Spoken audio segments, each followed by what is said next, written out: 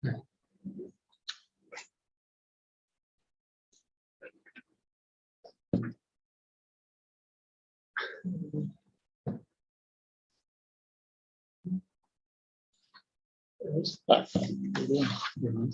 cash. Right. Yeah, ready to start whenever you guys are? Let's go ahead and start.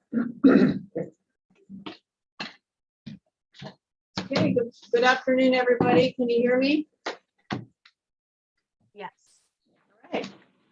This is the special Ag Preserve Advisory Committee meeting. Today is September 28th. It's 1:03 p.m. And we are here to discuss the agricultural enterprise ordinance. Can we take a roll call, please? Yes, Stephanie Stark, Here. Sergio Ricardo. Here. Alex. Here. And Royce Larson. Here. And David Lackey is recusing himself from this item. Okay, very good. So we have on the screen here, we have Julie Harris, who's our planner for the project. And as you guys recall from our last meeting with APAC, oh, and I'm sorry, we also have Tyler Sprague, is it Sprague or? Sprague, but you know, Sprague. been through it. Thank you, from County Council here to assist us if we need it. And we also received a memo from Tyler. He might want to mention that at the beginning of our meeting because it does pertain to some of the discussion that we had in our last meeting. And as you recall, Julie provided us with some information in the packet, and that's what up on the screen right now. And it really gives us a good guidance as to what we're going to be discussing today. So what the hopefully at the end of this meeting, what our goal is to complete our discussions and give Julie and the planning department some good input as to consistency with the uniform rules and what are some things to consider as they're drafting their language and going through the process for this project. So in particular, we're looking at campgrounds and also special events, as well as it was educational opportunities on the Ag 2 properties. And so she's provided us with a number of kind of pointed questions to really take a look at. So unless committee members have something particular they want to discuss, I think it'd be helpful if Tyler was to kind of talk a little bit about the memo that he did a little homework for us. And regarding the development envelopes. So, Yeah, last time you asked if can you create a new envelope? right. The short answer is yes.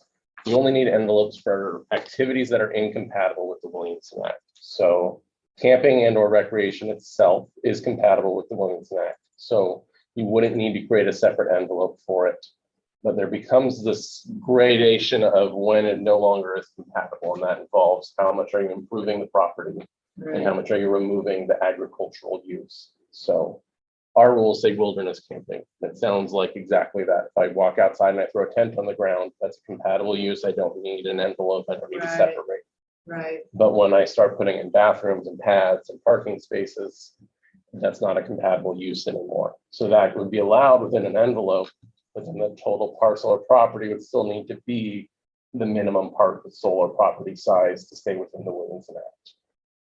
So you can create more envelopes, but we can't take these properties down to where there's only 10 acres left. Or is there a point in time or at a certain point, could the compatible, just throwing the tent on the ground, is there a point where that can become incompatible, meaning now it's not just one, but you have 15 spaces, like it's been proposed here, where if they're clustered, my question is, could that become incompatible?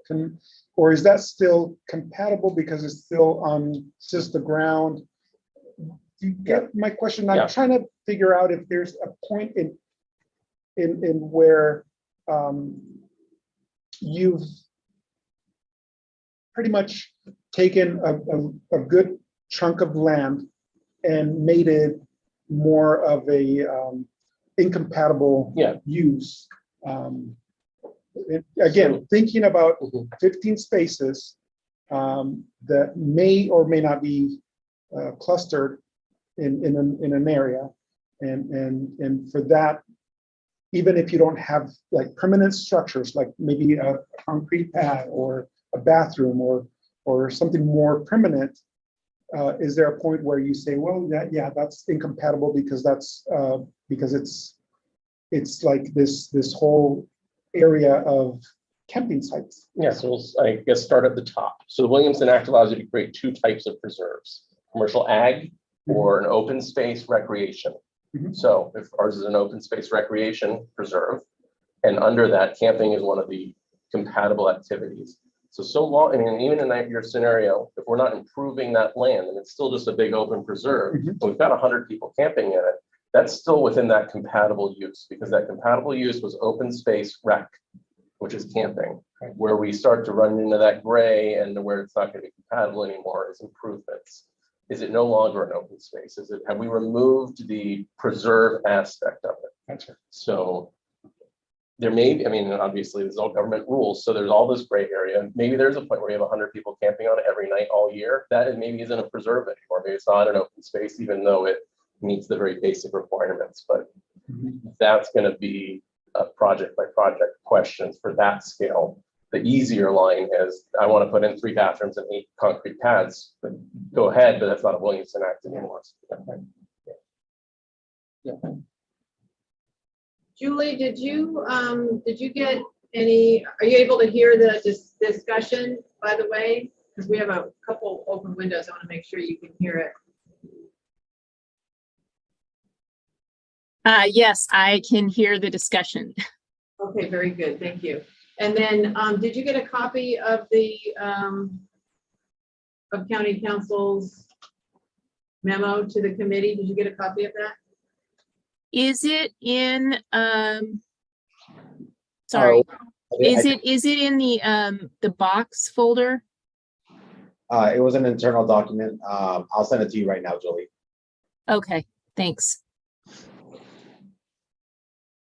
And I just wanted to mention too, I didn't say this, but we had planned for this meeting to be from 1 o'clock till 4 o'clock. That's my recollection. So we may not need to go that long, but just wanted to point that out. Yeah, we just gave it a little extra time, thinking if we have really focused attention right now, we can get some of the questions and concerns out of the way.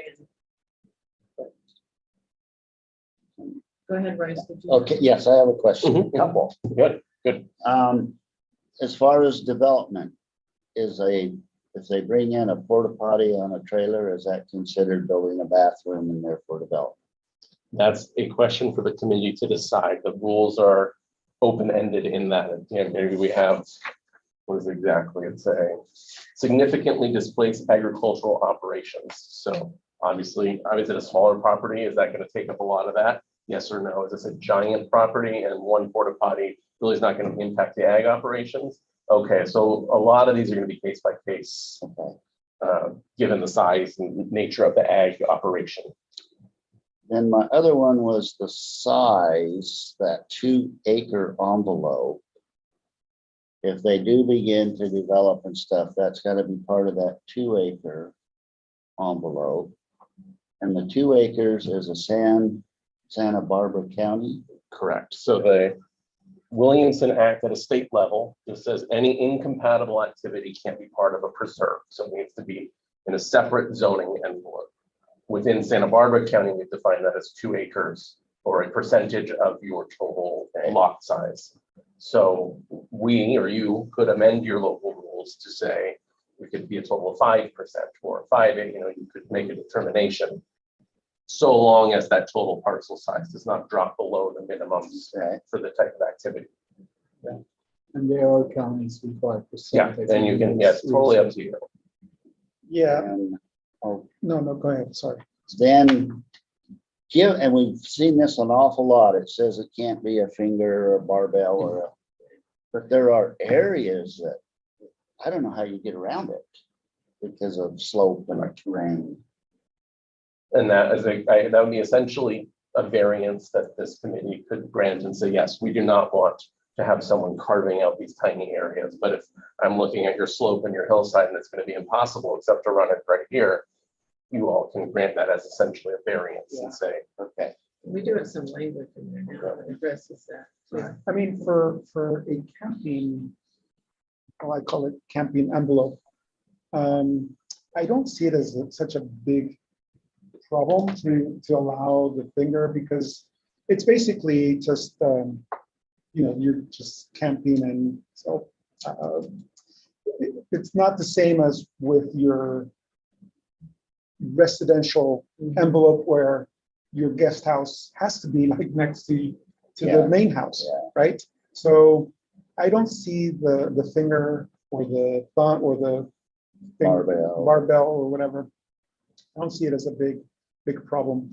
What I do see, what I think is, or could be an issue for me, in my opinion, is if we say that it needs to be 2 acres. I prefer the, like maybe saying, tying it to maybe a percentage, because 2 acres, I'll tell you what I did. I went and I looked at the campground on,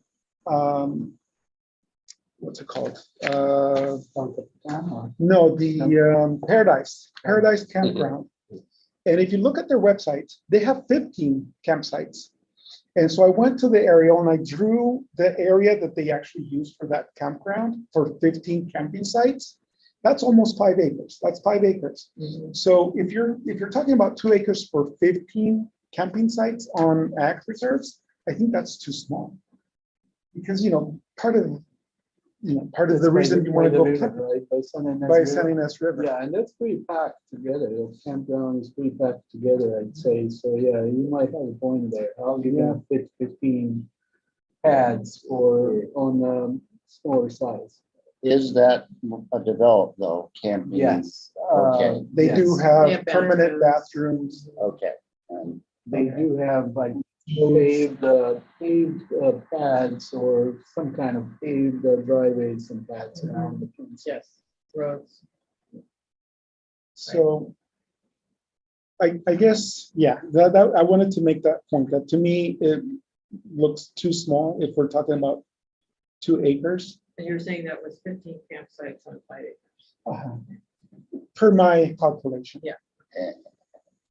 and that would be in excess, say there was a homeowner with a 2 acre envelope with his house. So that that's would- in addition In to, addition to. because you don't want, I think we were discussing last time that these campgrounds, people that are gonna go camping don't want to be next to the owner's residence. And so typically what you're gonna have is you're gonna have these property owners assigning these areas on maybe a remote area of the ranch, and it's definite. I don't see it being next More to. attracted to the campus, I can imagine. If it is along the coast, I don't know if that would be like Right.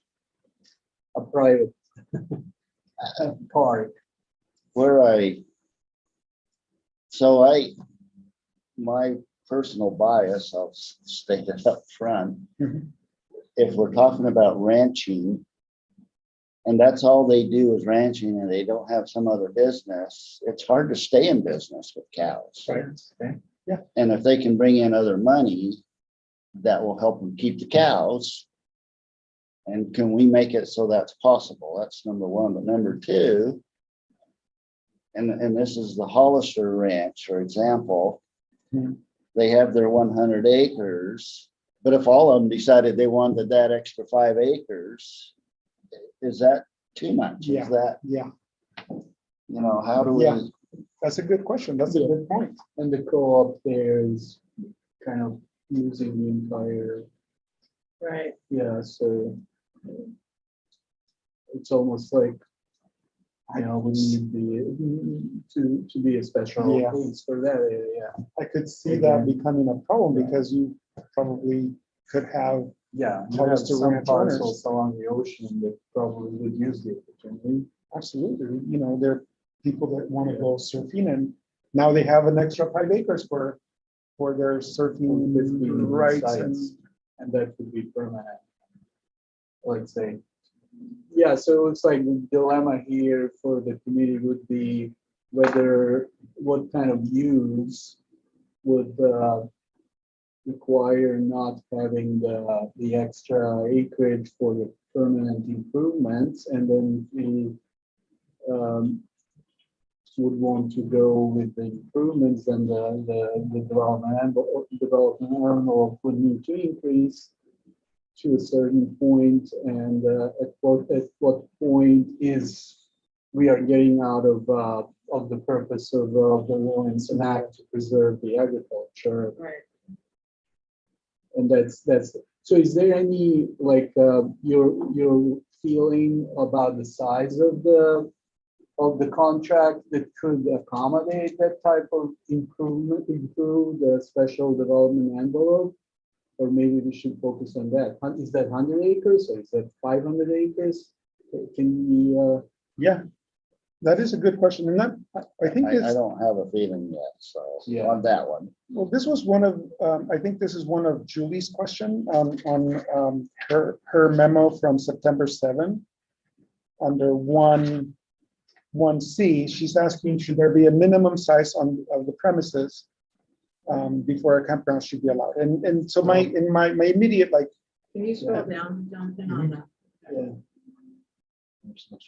Yeah, you have the right memo. And your concern when you started your discussion was like the frequency of use Yeah. for undeveloped. One At C, what I think. point it becomes out of Yeah, right. production. Yeah. Okay.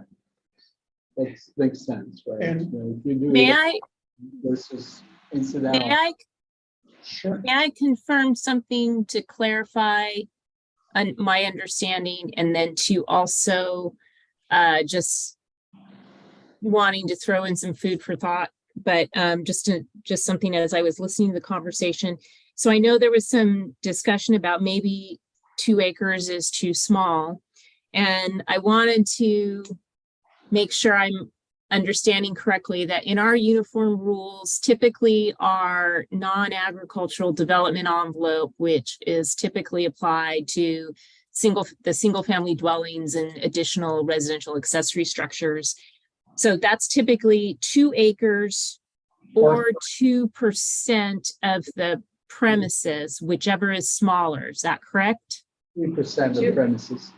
I thought it was 3, I thought it was 2 acres or 3%. Yeah. whichever smaller, yeah. Whichever smaller, right. Okay, so on a 100 acre parcel, a 100 acre premises, a 2% would be 3 acres. So on a 100 acre premises, it would have to be no more than 2 acres, envelope size. The smaller is 2 acres, so we choose. Right. Acres, so It's, that- and it's yeah. 2 acres or 3%, not 2%. Right, or 3%. So in the case of a premises that's 100 acres, Mhm. it would have, your envelope would have to be 2% because 3% would be a 3 acre envelope. Yeah. Right. So just something I wanted you all to think about, because I think one of you mentioned checking out the Paradise Campground that's in Los Padres. And I think if it's the campground I'm thinking about, I think I'm picturing it in my mind. But you were saying it's only a 15 site campground, and then it covers about 5 acres in aerial extent. And so you were thinking, that would be too small, but on we've got proposed this tiered level of permitting, or tiered allowances, I guess I should say, not permitting, but a tiered allowance for the campgrounds.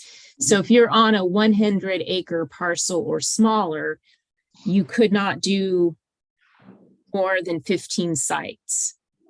And then, so I'm just wanting you all to think about that, and then think about your acreage. So as a property gets smaller and smaller and smaller, and if you start thinking that 2 acres is too small for a 15-acre site, is there going to be some point as those contracted lands get smaller where it might be, taking up too much space away from agriculture?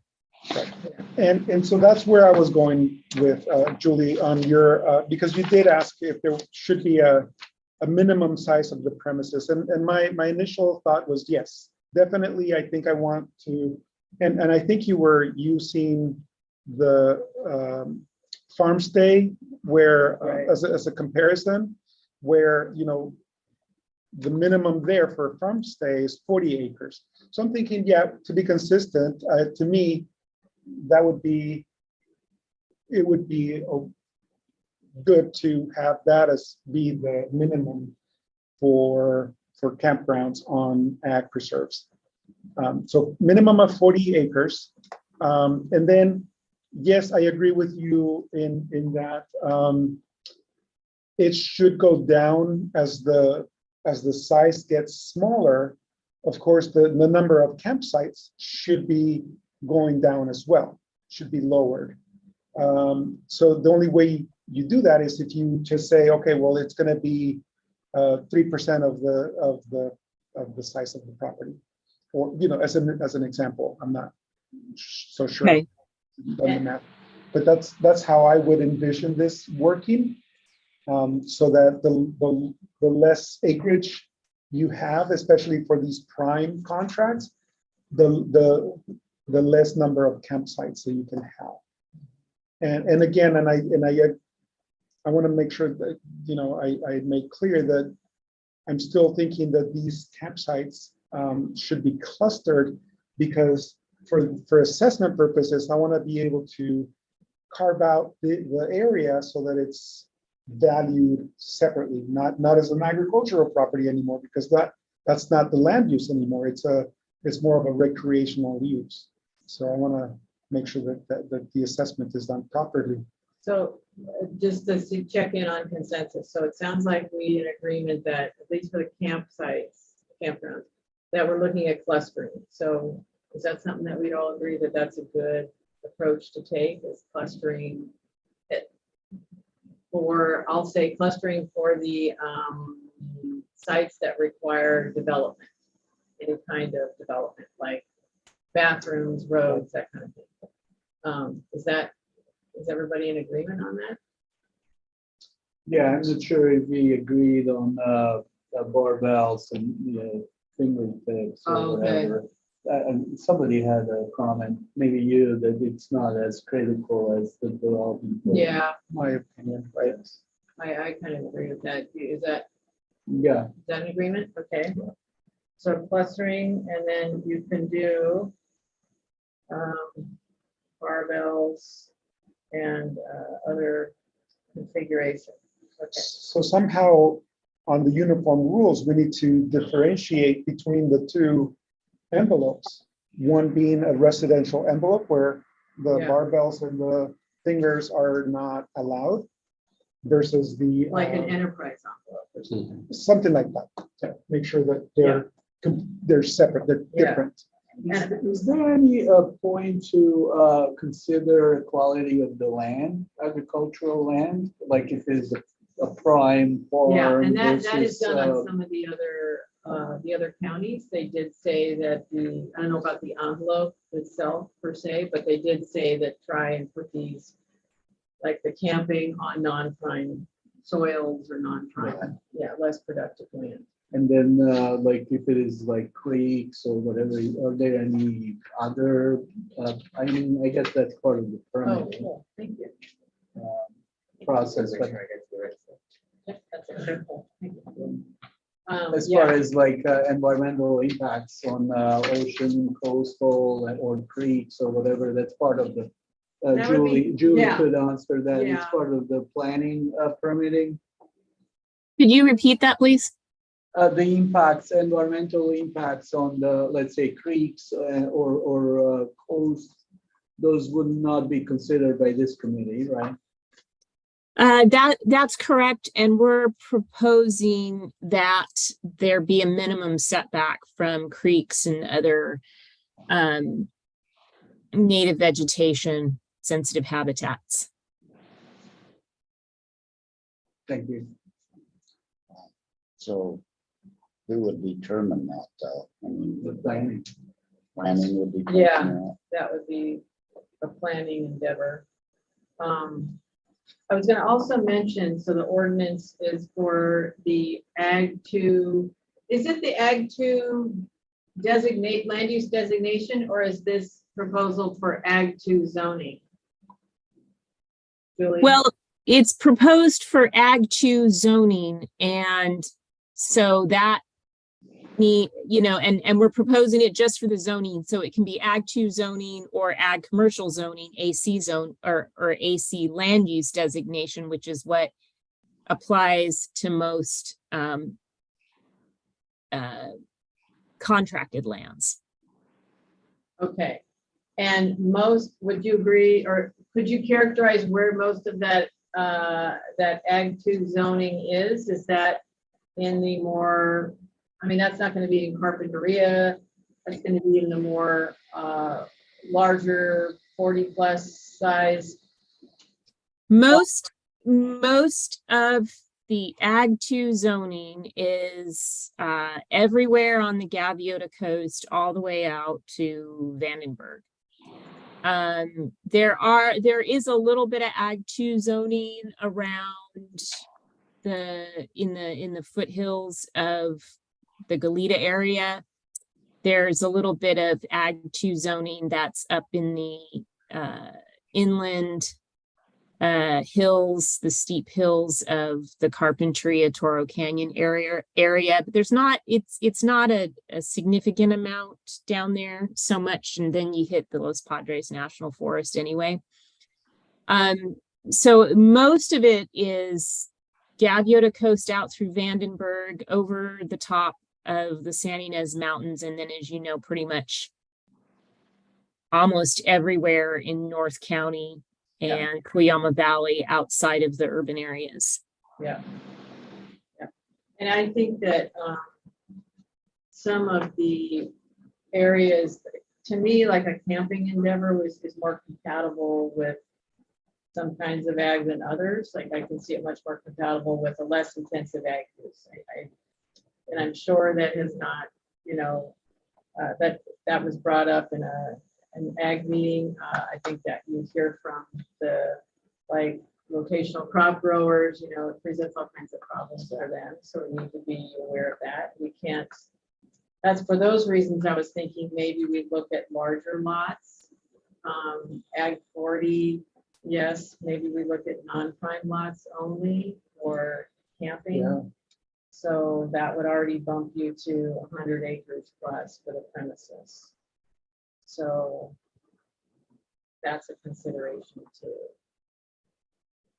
Yeah, so I was having the same debate in my head when I was looking at Yeah, the size, because then again, I was comparing it to, okay, well, let's look at some campgrounds. And I was looking at the like I said, the Paradise Campground, and just thinking in my head, this really doesn't work with prime contracts. But at the same time, I didn't want to completely exclude them, because then I didn't know how they would work with prime. yeah.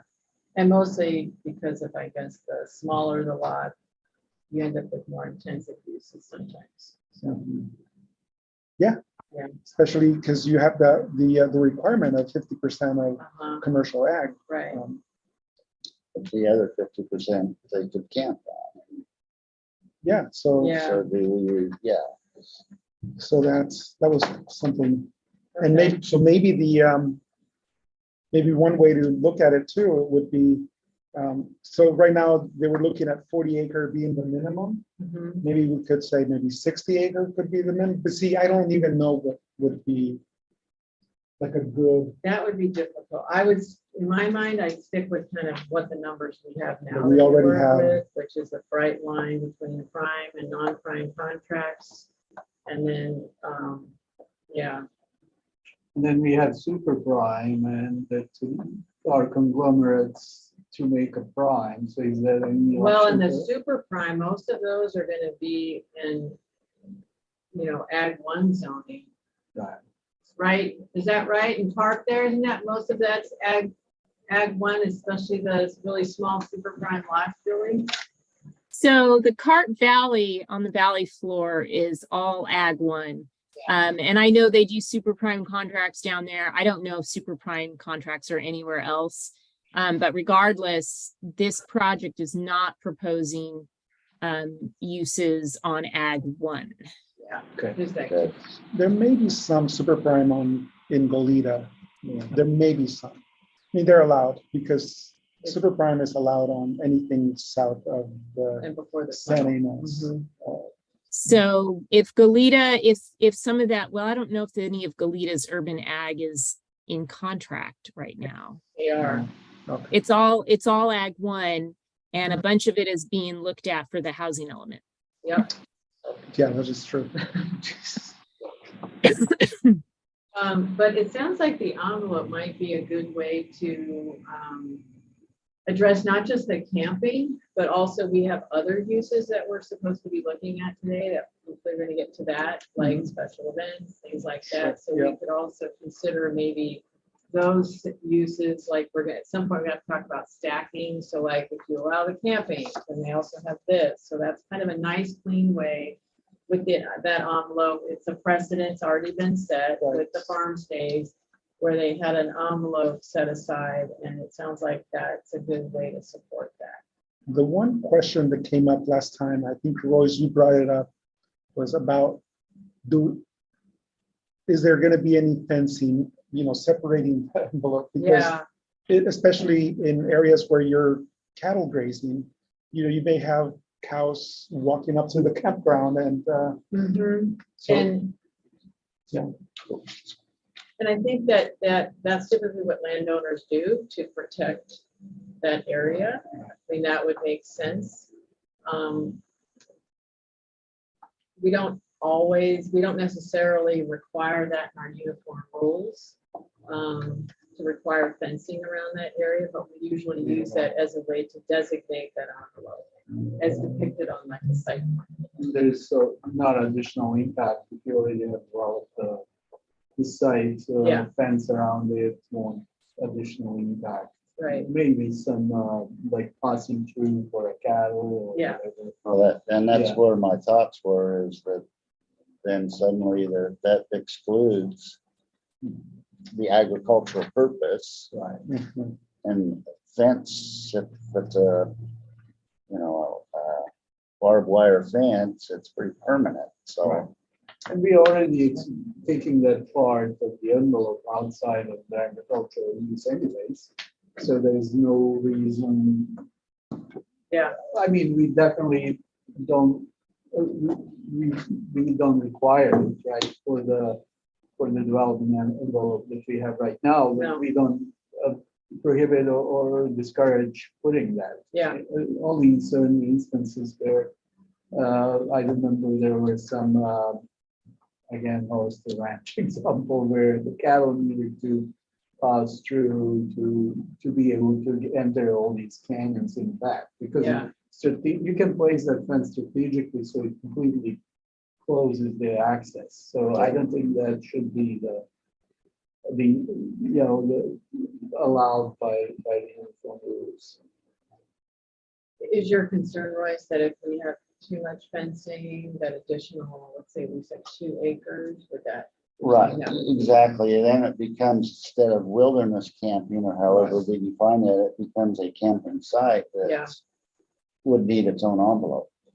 Yeah, So everyone, I think I need to remind you of what makes this even more difficult, because I'm hearing a conversation where you're talking a lot about more like, wilderness type camping, or you're pitching a tent, you've got a campsite, like what you see at the Paradise Campground that's been brought up before. People drive in, they pitch a tent, or they tow their trailer, or they come in an RV. And that's part of this proposal, but because of the outreach and the feedback that we got when we started this project, there was also included in the project description the ability for a landowner to provide the semi-permanent accommodation. So landowner who might want to park an Airstream trailer and rent them out, or a yurt, or a tent cabin a la something, well, I say a la something you'd see in Yosemite National Park, but they might want to get more fancy. And or park trailers like what they have out at Halama Beach Campground. So that's a really different style of campground, but that's something that you should keep in mind as you think about how you want to see the uniform rules address this. Yeah, that's like one end of the spectrum. Yeah, it's the other end of the spectrum, but it is part of the spectrum. It's not just Right. a campsite that might have a place to park the vehicle, pitch your tent, and a picnic table. Yeah. My thoughts are that it would be, we'd be consistent looking at that farm stay and what we've done in previous amendments to the uniform rules. We had like a 2-acre envelope for camping that was developed camping, or camping that was something other than the wilderness camping. So you could have paved surfaces in there, you could have RVs in there, you could park in there, and it would be 2 acres. And I think 100 acres or more is, to me, is a pretty easy sell on that. And if someone wanted to do wilderness camping, to me, I don't even think you necessarily would have to have that 2-acre carved out, because it's just pitch a tent and that's it. I think that would be up to them. And it's already allowed. Yeah, the wilderness camping is already compatible. Yeah, So it doesn't right. require them to come to you or ask you anything. Right, but it is not actually that was one thing that it's not listed as an exemption. So I guess, is that even like right now, Julie, if somebody wanted to do that wilderness camping, just so we're clear, and they wanted to do it on an Ag 2 property, it's a non-private contract, it's, let's say, over 100 acres, they need a permit for that technically, or it's just a by right allowance at this point? In our ordinance in the LEDC, it requires a conditional use permit, Yeah. To me, any kind of camping. that'd be nice. So that's why nobody does. That's why nobody does it legally anyway. Nobody. And what's currently proposed in the ordinance is that it would require a land use permit. Uh-huh. Okay, I see. That's in what were you gonna say, Grace? Well, a question, some clarification. You said the scenario of if it gets developed, it's a 2-acre envelope. But if that person has their 2-acre in their house, is that a separate 2-acre envelope? Yep. Okay. So what you could also do is amend the uniform rules to define a compatible use of camping. Yeah. We define camping as compatible if it is A, Yes. B, C, D, under 2 acres, only allowed Right. 3 acres or 300 feet of cement, or, you guys can come up Right. with whatever Right, rules it Right. is, and that just becomes then compatible. yeah, And then you don't have to deal with anything unless they propose an incompatible one, and then it creates another question of. right. Yeah, and that's what my thoughts are for the camping, is to propose something. We don't have to come up with the language now, we're at the concept level, so we're talking about a additional, I'll call it an enterprise envelope or camping envelope, where they can put some level of permanent improvements in there for the use of camping, as this discussion is right now. Mhm. And then we can get down further later as the process goes through as we go through this process and you start coming up with language, we could put caps in on a development and all that. And then if someone wants to do an incompatible one, then just review it on a case by case basis and say, okay, well, maybe that works because Right, this is an enormous Right. property and it's way out. That's Right. fine. Okay, does that sound like a good plan? yeah. Royce? Yeah, Okay, that extra 2 acre then gets Or whatever size we. Whatever whatever size. size, but you would then value it. Exactly. So I need to have it defined. It needs to be whoever's gonna come with a proposal to have this allowed on their contract. I need to have it defined and I need to know the what do you exact mean area define, on Well, site plan? on the site Assess plan it. Depicted, okay, depicted. Because like I said, I need to, that land use is separate from agricultural land use. And it needs to be Assessed. assessed differently. Without assigning the same number, right? Just assess differently as a. So another question here is, could this potentially encourage people to get out of contract? If the assessment I don't, goes up and there is no good reasons to stay under the contract. well, I don't really see that the assessment is going to be much higher. It will increase because we're now where I was using maybe $10 per acre for grazing cattle. You know, for a campground, I may be using maybe $20, I don't know, per acre. I don't know. We would need to do a study and see how much income these things would bring in. I don't really see a huge increase because, and then you're talking about a small envelope, like 5 acres. 5 acres times $20 per And acre. there's other taxes that would apply for that activity aside from the land, from the assessed, right? I'm, yeah, Business licenses and all that. yeah, I would assume so, yeah. and also, just so we're not kind of making more work for ourselves, some of this language is already laid out for this development envelope in the farm stay language. Could you pull that up, Jonathan, for us quickly? And we'll just take a peek at that, because it does talk about, Which attachment is that? it's, gosh. Let's see, it would be mentioned in the memo, September 3rd, let's see. Farm stay memo. Attachment 2. Attachment 2.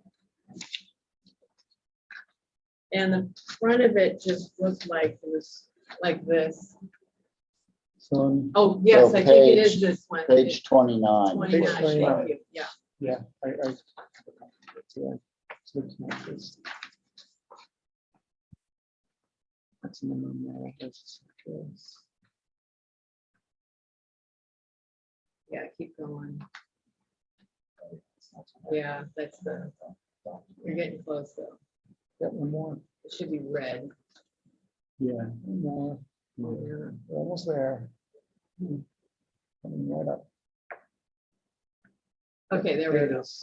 So there's where, and Julie, this is a language that, could you remind us, please, of where is this in the process? Has this been reviewed by decision makers yet? So no, this has not been reviewed by decision makers, but I had a little homework from the last time with a little bit more information about this language, and I checked with David because he's the one who knows what happened with this language. So this language was looked at by the Department of Conservation, and they did not offer any comments. They sent it off, and then the DOC came back and said, we have no comments. So David asked them to clarify that language, and they, like whether there were any issues with the Williamson Act itself. And their response was that no, it's up to the local agency to decide what's compatible. Okay. And he said that's a position they've been taking a lot since the state stopped, I guess, the returning some subvention funds to counties to offset the property tax Okay. losses. Yeah, so it's almost like that first that, if you read it, it does give almost, those are almost like, I don't want to call them development standards, but it does say under A1 and 2, so the first line is that a farm stay could be included as part of an ag operation on contracted land, provided that these things are met. So it does say it's located or part of the ranch operation, principal use for production ag. Okay. And then it does not, the farm stay itself does not constitute the principal use of the land, it's beneficial related to the ranch. And it breaks it out on B and C, or let's see, B has if it's a premise of 40 acres or more. And then also C has, what's this? The farm stay working ranch partially, so if they already have some ag tourism and lodging. And farm stays are different in that they can be part of the structure itself that's already on the property. But I just noticed that they had things like clustering on here. Right. And if you look under D, you jump down to D2, A and B, see where it says location of the development should be located, minimize disruption of ag land and the production areas. Take maximum, we could put those kinds of things or that kind of language folded into the, it's called the enterprise envelope. So it says not to exceed 1 contiguous acre under 2. For the So, remote farm stay, yes.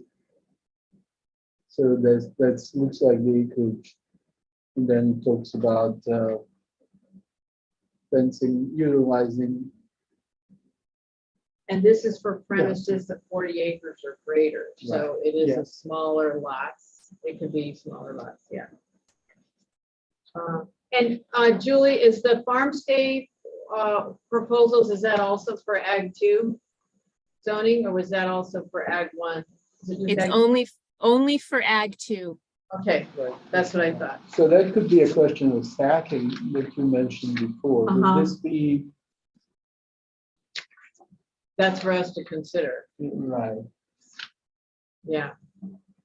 It's So, almost like appropriate language for the camping ordinance in the uniform rules. It's just like if we have both, how is it what's gonna be the difference there? yeah, Difference, I mean, yeah, and I think maybe way to approach that is we first look at the individual ones, then we look at the stacking issue. But have in the back of our head. But yeah, that whole, it's like, do we allow, farm stay, and then somebody says, well, I'm gonna do farm stay and campground, do you put those, would you allow both of those in that envelope as long as it fits, or are we doing only one? You can, pick from the menu as one, and you can't do both. And I would say that would be appropriate for the smaller properties. Yeah, and that's Prime. that like 40 acres, so maybe, or just sort of as we're looking at this, I'm wondering maybe for our camping envelope, we do, if it's a non-prime contractor larger, we could do 2 acre envelope. If it's less than 100 acres, down to 40, so you could do a 1 acre envelope. You're being consistent with the farm The stay farm stay. idea, and then maybe if you can't do more than one item on a 40 to 100 acre. or combined within the 1 Right. acre envelope. because So you're not most of doing them- a bunch of envelopes, you're just doing one. Yeah. So what do you So- guys think about that? Yeah, it looks like farm stay allows the development, like building some kind of permanent structure there for, Yeah, or it's in the structure itself that's already on site. yeah, but I'm talking about more where you could Ah. combine some kind of permanent structure as a, and then camping on the same site. Or RV or whatever. Yeah. Yeah, Right. as long as you can squeeze it on one acre. Okay, so. So Julie, I'm thinking that it sounds like, and I don't want to just speak for anybody, but it sounds like since we're looking at the farm state proposed language here, we could talk about a 2-acre envelope for 100 premises, 100-acre premises plus 100-acre plus premises, and then maybe a 1-acre enterprise ordinance. Camping, I'll call it a camping first. A camping envelope for 40 acres to 100 acres or less than 100. And so then you would be limiting the number of campsites per the size of the envelope.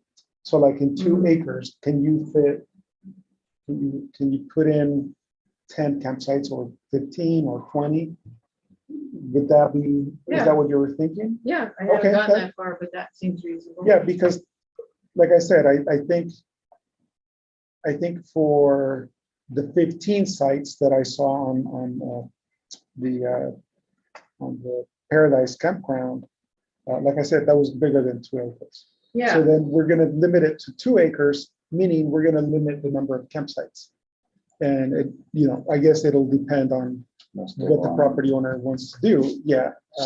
Yeah, there they. So I'm looking at the Paradise, but I kind of panned around and there's this rancho also where it has Oh, yeah? really heavy Heavy camping too. camping there, where you have at least 50 campers here on this photo that's probably fitting within the 2-acre envelope. So the question is how much density is appropriate? yeah, And especially, we also have to think about, we're allowing 2 cars per site. So now you're gonna have, you know, it's a lot of traffic. If you have, so 15 campsites, if it's all full, you have 30 cars going in and out. right, right. And taking up space and. Yeah, And that 2 cars, where'd you get that from? that was from What's in the proposed one? the proposed, yeah. And that originated with the approved small campgrounds in the Gaviota Coast Plan. And it also aligns with what is typically allowed in a lot of public campgrounds. Yeah, okay, So I guess what I'm saying is my concern being that 2-acre could be a little too small for because again, you know, thinking I'm just, you know, unless you have something like Alex is saying that, you know, in Rancho Oso, you have all these camping sites right next to each other. Like they're like what, like Parking. yeah, it's like a parking lot. Julie, any comment on that? Any research that you had done? I don't have data specifically, but I have my own experience in looking at campgrounds. In national park campgrounds I've camped at, they are often very dense. They're large campgrounds. They have a lot of spaces and they're very dense and you are very close to your neighbors. A lot of Forest Service campgrounds are the same. And if you want to think about what we have in Santa Barbara, just, look at the campgrounds at Gaviota or Halama or I was going to say not Halama, Refugio, well, Halama too, but Refugio State Park. They're all pretty close together and, they're going to vary in their density somewhat, but a lot of those sites are kind of tightly packed. Yeah, So- but again, the main purpose of the property is for agriculture, not for camping and recreation. So it's kind of like, Yeah. oh, well, I think that's too many campsites, but Yeah, because now, yeah, you may run into the problem where it becomes more lucrative for the owner to have these envelopes. And of course, he's gonna put aside, if he's making more money out of the camping. Exactly. So this is a thought. Maybe we leave our comments as, so it's to be consistent with the uniform rules. We look at a 2-acre camping envelope for a 100-acre premises and more, a 1-acre camping envelope for 40 to less than 100 acres for those will be the prime contracts. Mhm.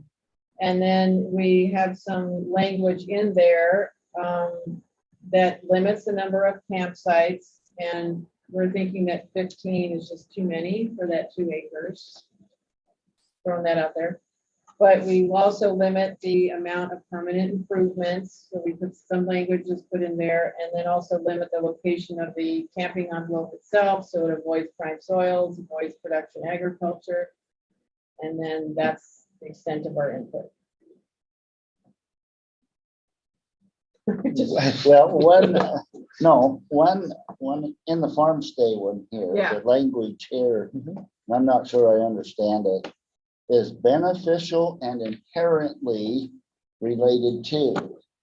Yeah, that's, so within a commercial ag property, you're allowed to have things on the property which are not directly related to the ag, but are beneficial to it. So if I'm a wine grower, I can have a winemaking production facility that's incidental to and directly beneficial. Okay, If you're a rancher, you can put Oil. in, yeah, oil we allow also. So things like that, your rancher, you can put in a certain barn or a stockyard.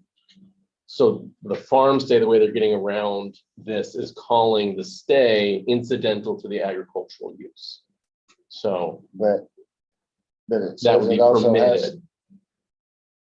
they have to participate in it. Is that how it's beneficial or inherently related? Well, so it to has to, so I mean, so the way the farm stay is supposed to work is, you're a cattle rancher, I'm a day-to-day cattle rancher. I also have a bunkhouse out there. I'm gonna rent that out to you, but you're not getting in the way of my ranching operation. I'm still a rancher at the end of the day.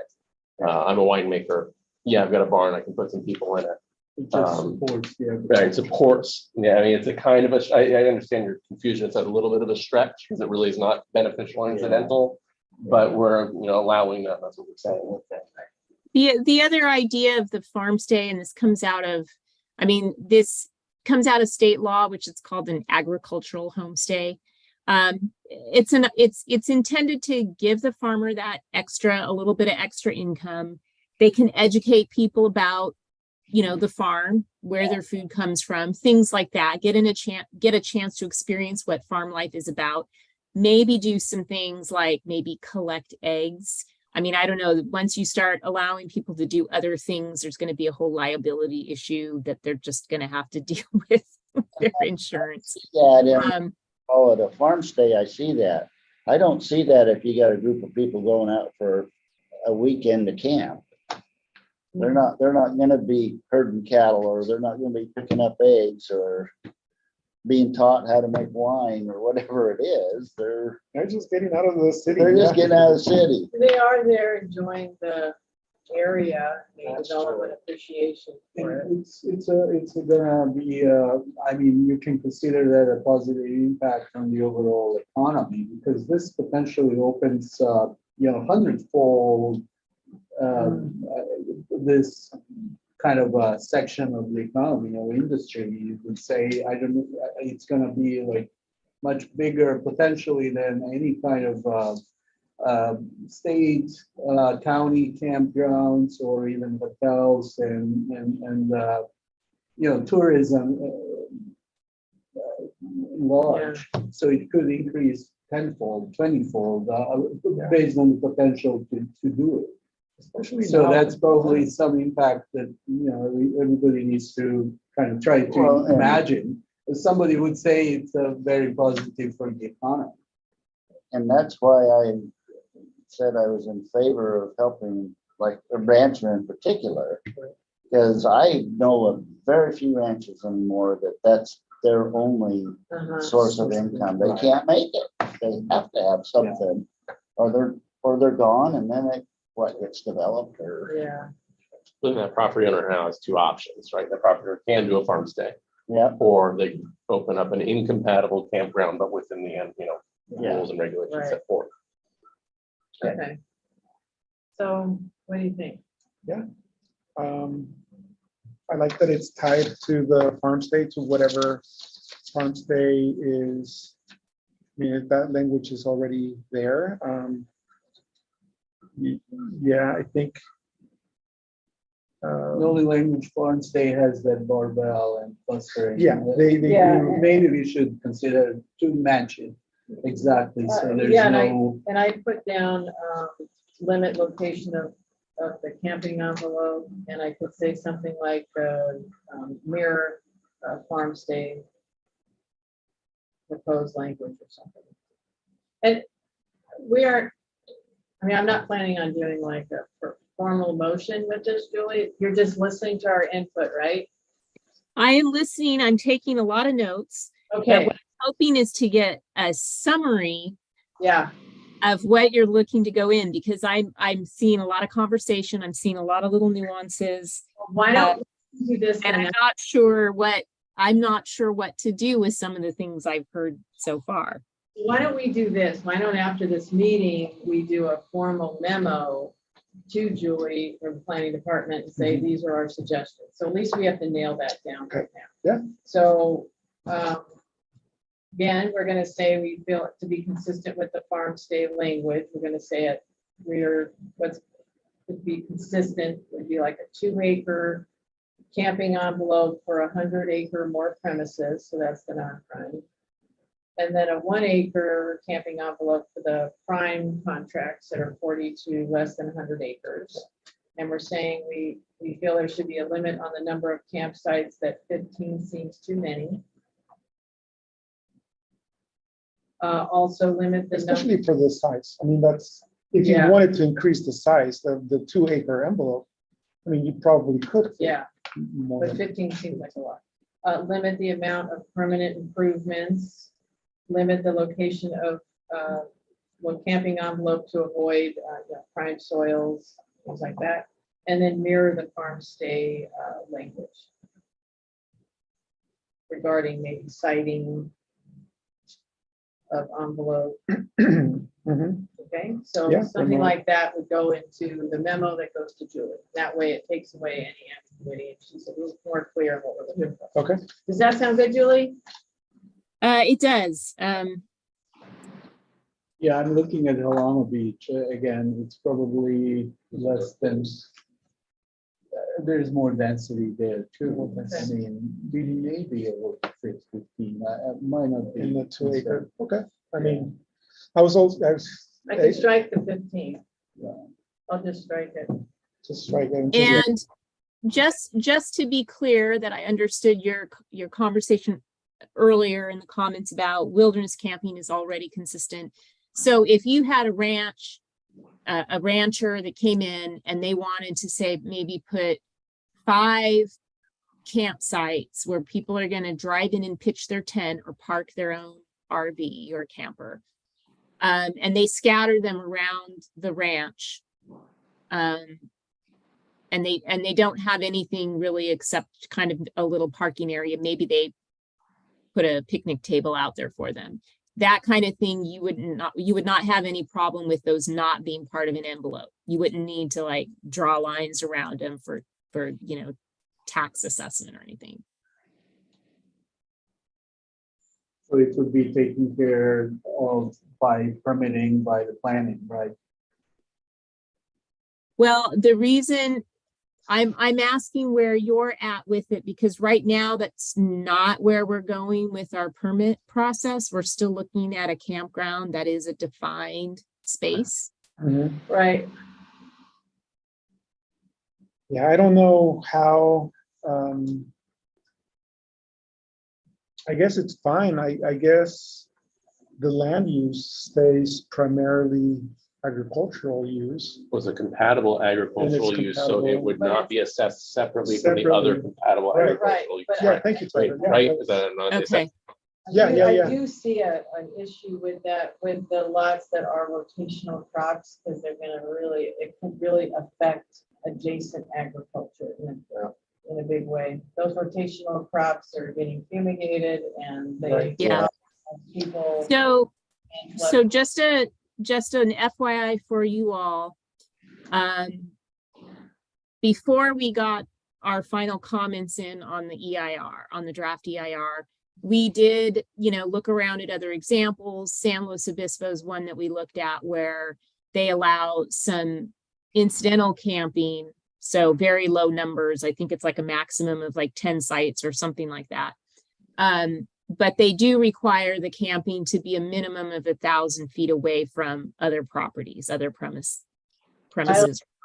I think that's a really good idea. So right now we're thinking about making that a setback that we apply to the campgrounds.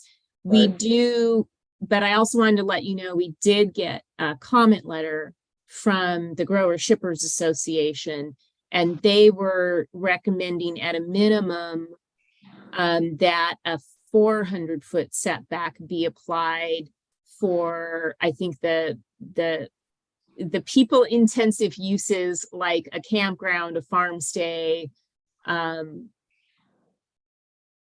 special events and educational opportunities away from those property lines because of their concerns with the people who are growing food crops.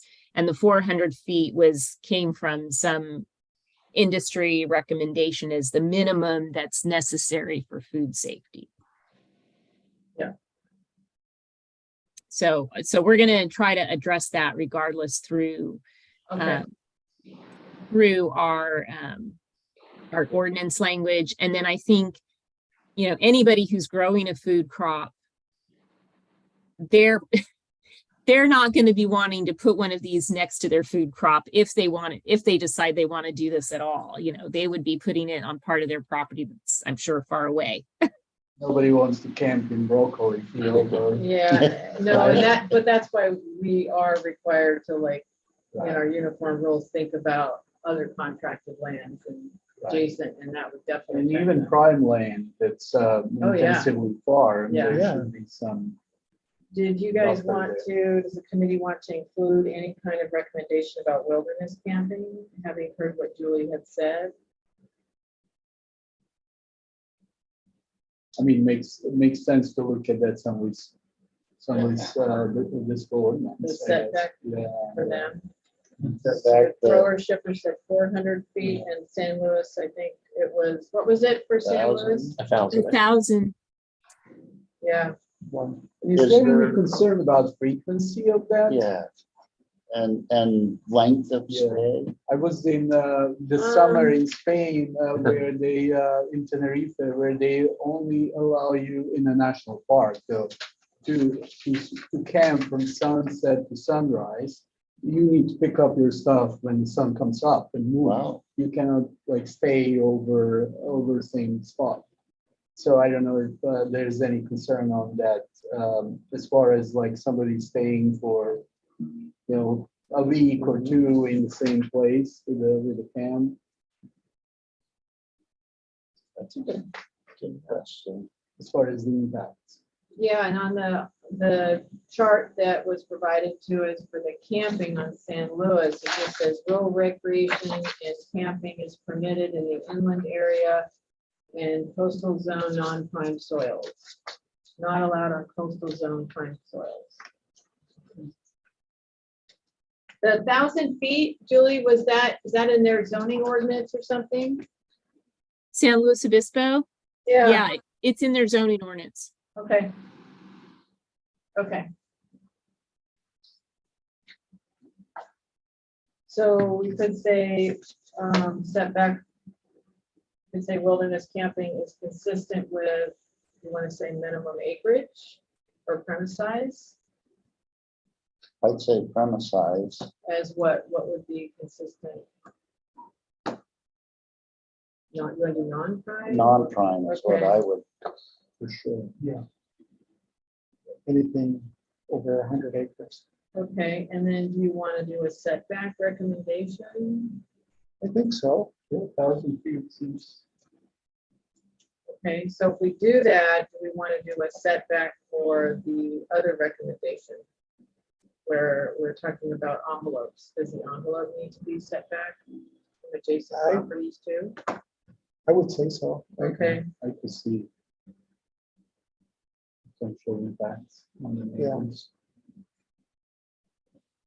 And I'm just thinking of a rancher in Monterey County who put some cattle next to a leafy green field. He found a hole in the fence and walked through the leafy field, greens. He said, I just got my checkbook out. I said, how much? Because they couldn't harvest it anymore. yeah, So if they come with a dog and that dog takes off through the field, Mhm. Oh, Yeah, yeah. they can't harvest anymore. right, So, on their own property, Yeah. that's their call. But And we mentioned then it- cannabis last time, there are Yeah. probably some rules or whatever about Yeah. that. Well, and this will go through a whole public process, so it won't stop there. I'm just looking at the time, it's 2:15, so I was Yeah. thinking maybe it's time to move on to the other. together. yeah, Can we go back to the memo real quick, Yeah. Jonathan, to make sure what, Well, while he's going back to the memo, can I ask you guys a really quick question? Because it may make us tweak ordinance language. So you were talking about with your non-prime and prime contracts, your non-prime contracts apply to or require a premises of 100 acres or more. And non-prime and prime contracts apply to premises of 40 acres or more up to, but less than 100 feet, or 100 acres. Is that Right. right? Yep, that is right. Okay, We're at the. okay, memo. so she was saying, review I'm looking at what she's requesting from us. So 1A is the use is compatible with current uniform rules. Mhm. I would say, yes, for the wilderness camping, no for the development, and that's what we were proposing, a uniform rule amendment. Yeah, right? Jonathan, are you Yep. at are you looking at the September 7th? No, you're looking at August. Oh, There it whoops, is, September 7th. sorry. Okay, so then, yeah, request. First, number one, campgrounds, and yeah. Okay, and then, so it kind of started with C, non-prime and prime. And so the answer, we've already answered that question. Yes, there should be a minimum. We're saying minimum of 40 acres for the prime, Mhm, and 42 to okay, 100. So it's basically the same as for farm space. okay. And then D, should camping be clustered? And Yes, we've already said clustered. yes, clustered. Should an envelope be considered similar to that allowed for incidental? Correct. And we said yes, 2 Yes. acres is what we're recommending to be consistent with the farm stay, right? Uh-huh. So that's what we're saying. Would remote envelope be acceptable? Yes. E, would it be compatible to allow both campground and farm stay on one premises? So I don't think we fully answered this No, question. not E. And my first thought was, maybe, Talked about that. yeah, we kind of touched on it, but I don't think we decided. The idea was to combine, right? At least Stack. for Fine, combine use of same size envelope, or at least prime that we discussed. Would that be something considered? I think what we said for D was yes, clustered, and we said 2 acres for the, was for the 100 plus. plus, And then it was for the 1 40 to acre. 100, it was 1 acre. And then I thought there Right. was some discussion possibly that floating the idea that maybe we don't combine them for the 1 acre Prime. and do combine for the 2 acres. for the non-prime. That's what correct. okay, That's what I have here too. okay, So basically, it's no on prime contracts and yes on non-prime. Yeah. Right. Is that what you guys recall? And is that acceptable as a Does recommendation? that make sense? Yeah. you're comfortable. So no on anything 40 to 100 acres, and yes on anything 100 plus. Okay. And again, and correct me if I'm wrong, but council, if I come up with a memo, I can email it to people, or how does that get, how do I do that? So that, yeah, you run the risk of having a meeting at that point. I see. Because So do you're I all need to do my discussing the same recommendations right thing. now? Maybe I do it right now and everything. Okay. So that's. That'd be the easiest, and then you can put it into a memo, and then maybe at the start of the next meeting, you Yes. can approve it and or. Okay. I see. So we put that in the agenda and we come back to the Yes. comments. And it would just have, and it'd be open for I public see. comment, because again, that's all of you discussing the same I thing, see. and that's. We have to have David recuse himself. Okay, understood. All right. Thank you for that. All right, so looks like we're done with E, and now We go to number 2, 2. special events. Okay, so we're on to special events, and these are the considerations. A is to consider whether proposed exempt level of use can be compatible uses on contracted lands. Exempt uses will not be reviewed by the APAC. B is temporary increase in population, especially on prime contract lands or adjacent to prime contracted lands.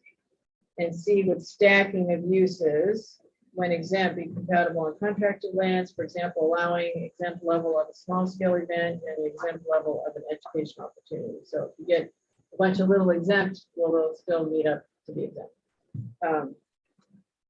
So 2, let's take a look and see on the packet itself.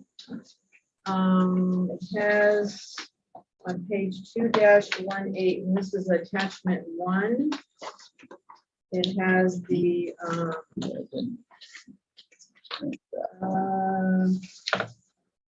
it has the special events, right? Oh, yes, okay. So they have, you see that chart? It's the table 2-2. Page And 18. Is it 18? It has, well, 18 is where the table starts. And look, it has small scale campgrounds, farm state, and looking for special events.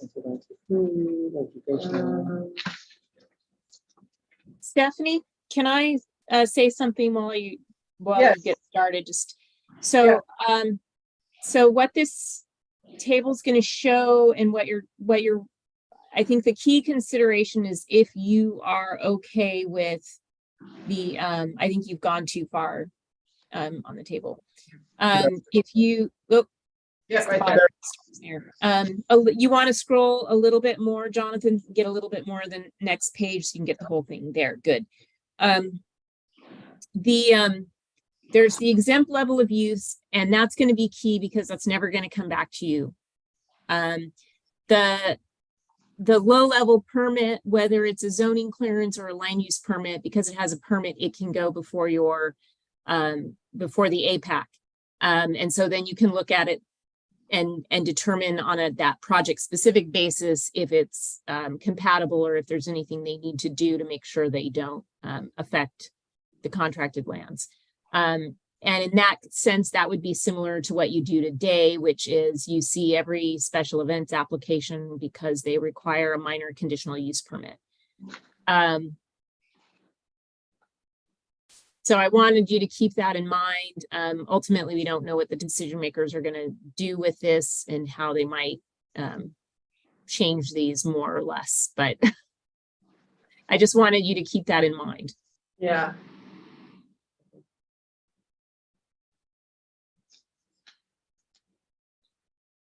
And so she has down here descriptions that may include, so farm to table dinners, cooking classes, weddings, receptions, parties, writing or yoga workshops, non-motorized trail runs, bike races, equestrian activities, and similar gatherings. And it could be commercial. So. Would this also include, remember that one event for the Mexican The rodeo rodeo? thing.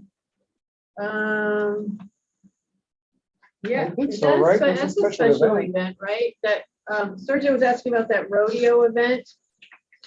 That you may not be aware of it. It was on a property. We don't want to talk about specific cases, but would a rodeo fall under a special event? If it doesn't fall under this, which I don't think it, I don't know that it would on a small scale for an exemption. It certainly, if something doesn't fit this category, it can still be regulated under the temporary uses section of the code, the way it would be regulated today. So I don't know if that rodeo was regulated as, I don't think it was regulated as a reception facility. And these uses kind of pull out of that reception facilities line item or use type in the temporary uses section of the code. A rodeo, I think, falls under a different kind of temporary use. Right. And permit types, a lot of times the permit requirements and whether or not a permit requires has to do with the land, whether the landowner is offering up his land as a charitable function, or if the landowner is getting paid for that event. This section of the code that deals with the temporary uses and special events is complex, a bit confusing, and it usually gets people really upset. Nobody knows how they want to regulate it, and there are a lot of differing opinions in the county. So who knows, when we get this to the public decision makers, who knows what's going to happen here. The last time any events, there was an effort to address them. That was a decade ago, and it ended up without anything happening, any decisions. Got punted. Wow. Okay. So you got a number of agricultural landowners, especially people who have wineries that want more events. We are not proposing that these apply to wineries because wineries can have events and they're regulated under the winery ordinance. The intent here is to give some opportunity to the farmer who, if they want to host events now, has to get a minor conditional use permit. There are a number of properties out there that are hosting them. They get tagged with zoning violations. They come in, request permits. Some finish the process, some don't. Some say they'll never do it again, but you look at their website and they're still doing it. Right. And Yeah. Like Julie's saying, on Uniform Rule 2-11, they address, we address temporary filming and special events. It's very brief. It just says temporary filming activities and temporary uses, parentheses, special events, as may be permitted by the county, may be considered compatible as long as the activity is consistent with compatibility guidelines and do not hinder or impair the short-term or long-term ag activities on the premises or on other properties in the vicinity. And a lot of times traffic is what comes up to the cars, and these are rural areas. And it says that it just underscores what Julie was saying. All applications for temporary use of contracting land that require an LUP or CUP shall be reviewed by the APAC. So in this proposed language, it would change, so these events won't come before the. Well, APAC. certain ones don't. Yeah, like the. So Go ahead. it looks like the exempt won't come before you. If the board approves this, the exempt levels of use will not come before you. And Stephanie, rereading that part of the uniform rules mentioned anything with a land use permit or CUP comes before your board. So the second tier here is got proposed a zoning clearance or a land use permit. So a zoning clearance could also, it's possible this higher level of use could end up not coming to you unless the uniform rules were changed to say that anything that requires a zoning clearance, or at least under the temporary uses, a zoning clearance land use permit comes before you. Second tier If it was a zoning clearance, it wouldn't come to us. Yeah, we get LUPs and CUPs for hire. But often what is requested or what ends up getting approved is a maximum of 12 events allowed per year or 12 days per year, which is what we have proposed under the zoning clearance land use permit option. So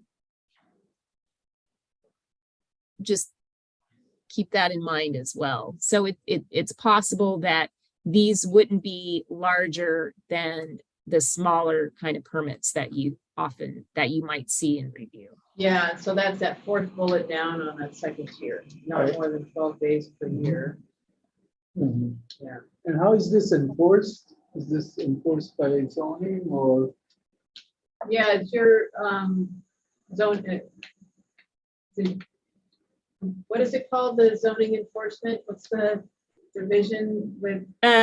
Zoning and they're just zoning enforcement. I think they're under the energy and enforcement division Yeah, of P&D. So they So would actually How is our enforcement handled? Our enforcement is complaint driven. complain. So if somebody's out there doing exempt special events and somebody complains about them, there could be some difficulty, because usually events occur on the weekends when staff is not working. So complaints come in and they're trying to investigate after the fact and trying to determine whether the special event was complying with the zoning code or not.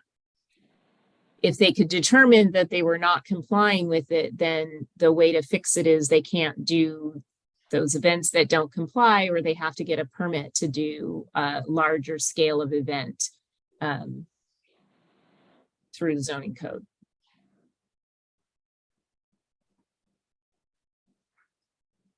and then our attachment 3B that we have, is the, it's got the different, at the top, it's got, like, it groups it by proposal. So like the first page is farm stays and it breaks it out by the county. So this is what they allow on contracted land. So if you go to the special events, for example, Alameda, which is the first county on that third page, says they allow, for example, admin conditional use approval by the planning staff. So that's an over-the-counter permit. And then it's no standalone permanent structures, no more than 2 consecutive days, no overnight accommodation. So that's what they allow. Calaveras has more of a tiered system like what we have. Or not, well, kind of what we have, well, it's what we have for the winery ordinance, but what we're proposing is a tiered system for the special events. Do we know what San Luis has? Do they have any, They're down on the list. Everything's alphabetical. Oh, that's farm stay. yeah, but Yeah. they're looking for special events. So I'm thinking maybe they just don't allow them. Unless it's on that kind of blue and white one. Gabrielle, can you help? I'm pretty sure they do. I'm trying to. I think. know that San Luis does allow events. I don't know if they allow them on contracted lands.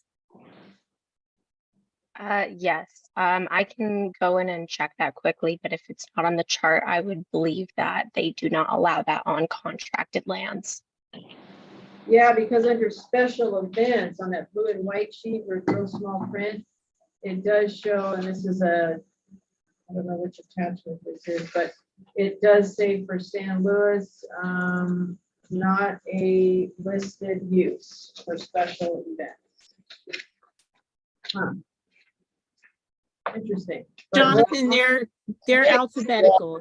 I'm trying to remember. I don't think we've had anything come to us that was a special event. I can't yeah, and remember there one. it is right there. But San Luis does theirs very different than Santa Their Barbara. review, So I don't remember it coming up. yeah. Because I think this other page, attachment 3B, just pulls out those counties that do allow it, and it shows what they allow, so. Sonoma, you don't have to have a permit, but it's very low level, like no permanent structures, no more than 2 consecutive days, so. Ventura has like a tiered Tiered system, system. yeah.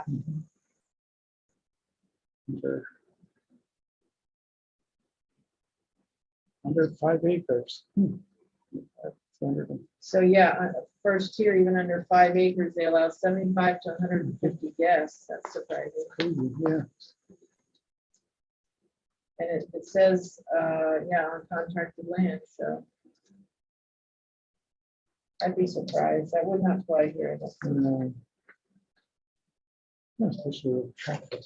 Yeah.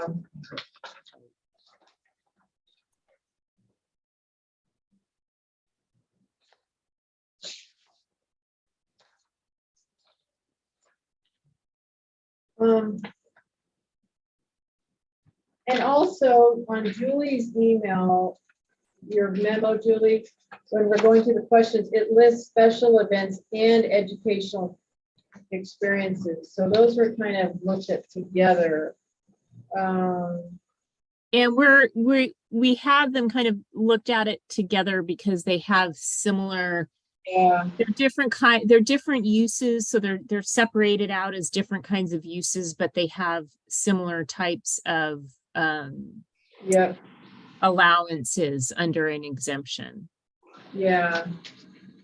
So I guess the place to start would be to look at what's in the table. I know I'm bumping around all over the place, but sorry, Justin. But the small scale events on page 2-21, attachment You, to attachment 1, where we have the chart. So this is what's being proposed right now is For the exempt. exempt. Do we want to have an exempt if it's, less than 100 acres, 50 attendees, to a farm table dinner? And that's with no, and that would be with no permanent improvements, Julie, or is there? Yeah, no structures or additions requiring planning permits. So these are just people coming on the property. so for example, somebody could, they could set up for the special event, where the caterer, events people or whatever brings in, those tents that they set up and, folding tables and chairs and all that kind of stuff. So, they do something like that. Alternatively, if they wanted to take an existing structure on the property that they are no longer using for, say, ag purposes or for, some other, maybe it was a residential accessory structure, who knows, but they've got a structure that they're not using and they want to repurpose that structure for hosting some small scale events, they could do that. That's a building permit if they need to fix up the building, but not a planning permit. And then, no more than 8 days per year or 2 days per month is what we currently have. I know there's going to be people out there who are not going to like that limitation, but so we don't know how the decision makers will go with that. But these attendee maximums and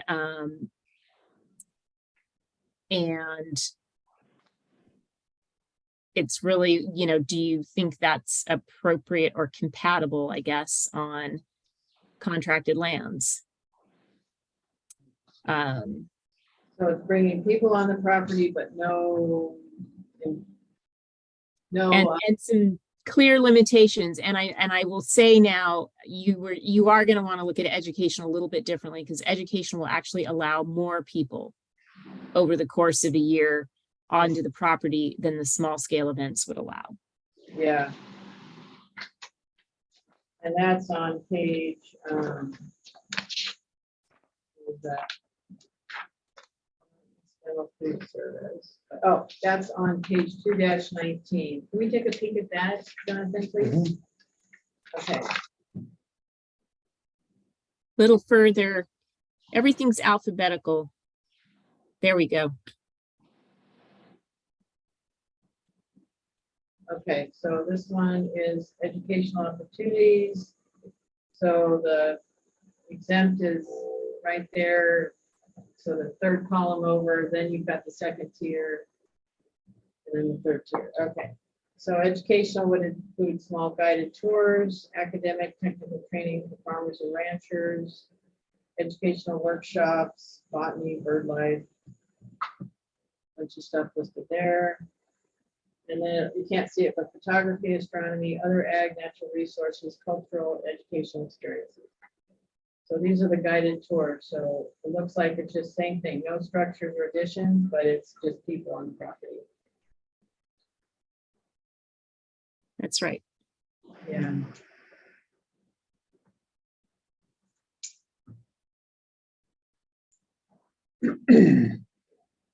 And you don't have any limits, oh, you do, it's on Acres, no. acres, okay, Yeah, less than 100 acres. and I think that's where I keep thinking of the super prime properties. I don't know, I'm just thinking if there should be a minimum limit, like, do we want to limit to, like, just like we did for the Camping. campground, yeah, for camping, where we're saying no less than 40 acres. So here. But I don't have any idea of what, like, if there should be a limit, like, I don't know, like, what, that should be, Mhm. because then, again, we would be limiting everything that's super prime, meaning Well, everything you that's in kind of park. are already, because like she was saying that most of the super prime is gonna be in carp. I Yeah, don't know if there's any in So- Volusia, and that's already kind of okay, squeezed out because of ag two. and so this It's all ag also too. ag too, okay, Yeah. gotcha. And Okay. most ag two is that 40 acres and higher. So Ag 2 is a 40 acre minimum lot size in terms of our ag designations, but you have to keep in mind there could be some old properties out there that are smaller than 40 acres that were created back before the Ag 2 40 zone district was created. Like So ordinance. it's possible you could have a premises that's smaller than 40 acres. Now, whether that is in ag preserve or not, if it's not, part of a larger premises, I don't know. But this proposed, the language only proposes 100 acres or larger parcels, right? Do I understand it correctly? So you have Less than 100. less than 100 less. acres, Oh, my God, sorry. 50 attendees, from 100 Oh, to okay. 320, 75, Yeah. 320 to and So it more. includes everything less than 100 acres. Yeah, as it is written right now. So in my suggestion would be to specify that we want to say that there's a minimum of 40 acres. So where you could do at minimum, it says other educational experiences are up, it says less than 100 acres, you could strike the 100 and just say 40, 40 and 40 to 100, you'd say. You could say that's 50 attendees. Yeah. So at least you're putting a minimum in there. And that was my suggestion. Yeah. So, I mean, Let's see what, So not to have super prime, consider. Yeah. Right, which, it's already excluded, but I just want to make sure that it's clear. It's already excluded by the zoning, because the yeah, but like zoning she is said, ag there too. is some. But there may be oddball, some, yeah. yeah. So we're looking at educational right now. So I want to ask a little clarification here.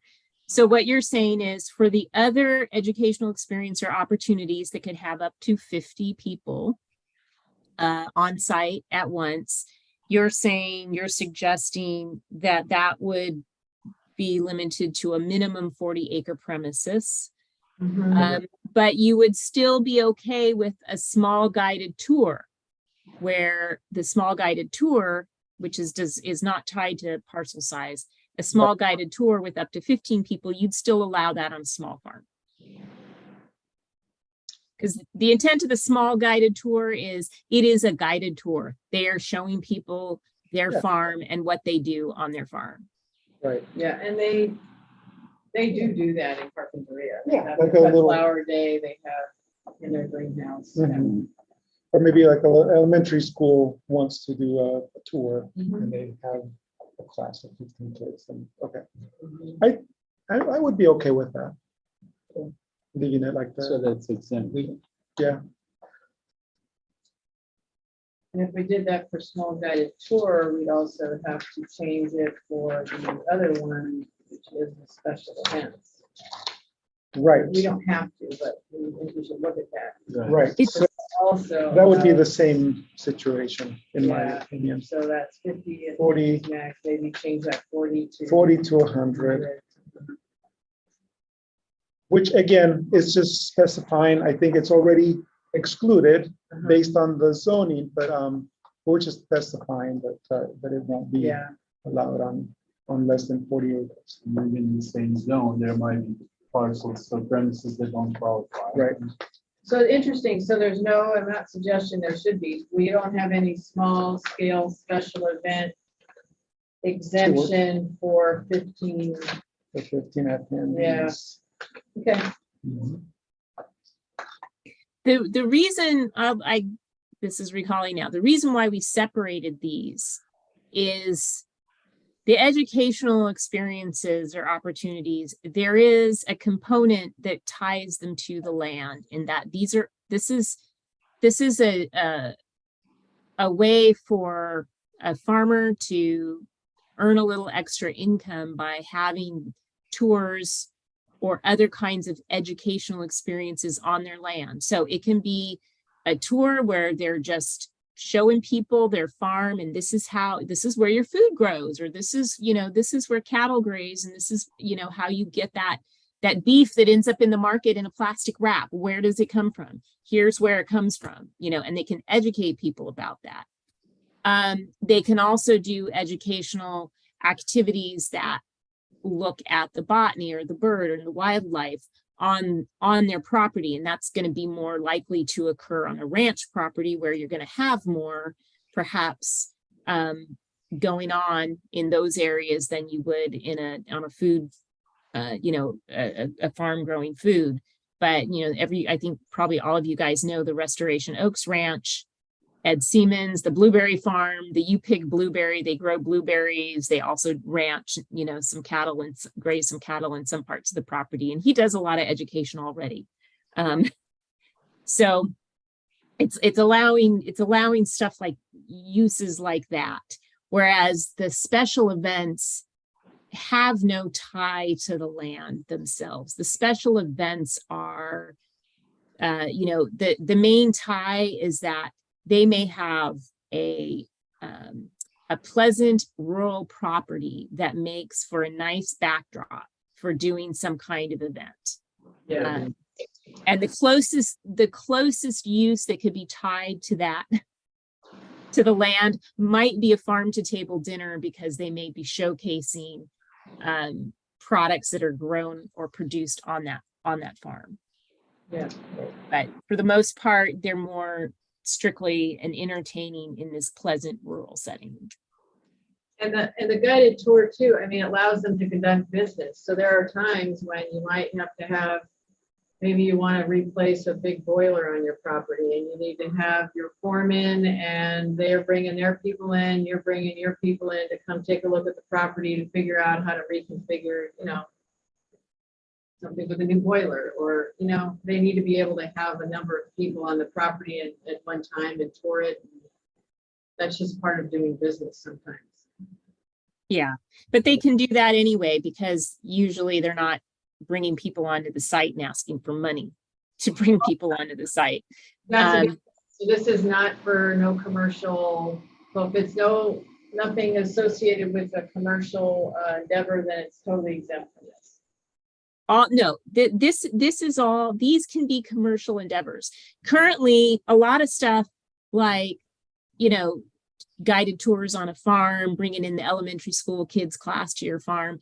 They're not doing it. They're not getting any money from the school to do that. They're doing it as part of really because they want to reach out and educate kids about, you know, farming and what farming what farming is all about.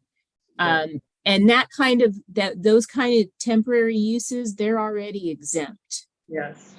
This is clarifying kinds of uses that if they want to try to make some additional income off these uses, they can do these uses. Mhm. That's the point of the ag enterprise ordinance, is giving the farmers an opportunity to make additional income, to, you know, give that support that will help them continue to farm. Very good. Good thing to point that So the out. question here then is on 2C is, I guess, did we answer this? The stack. Would, stacking be compatible, Especially the exempt. especially the exempt ones? Mhm. And I guess so. I mean, I don't see any issue. You have the guided tour going on over there, and then you have, I don't know, something else going on the other side of the Well, property. I don't know. you know, let's say you have the 40-acre parcel or premises, you have 50 people attending an educational experience. You also feel comfortable having Yeah, the same time, a guided. another, the same property that's 40 acres, another 50 people attending a wedding.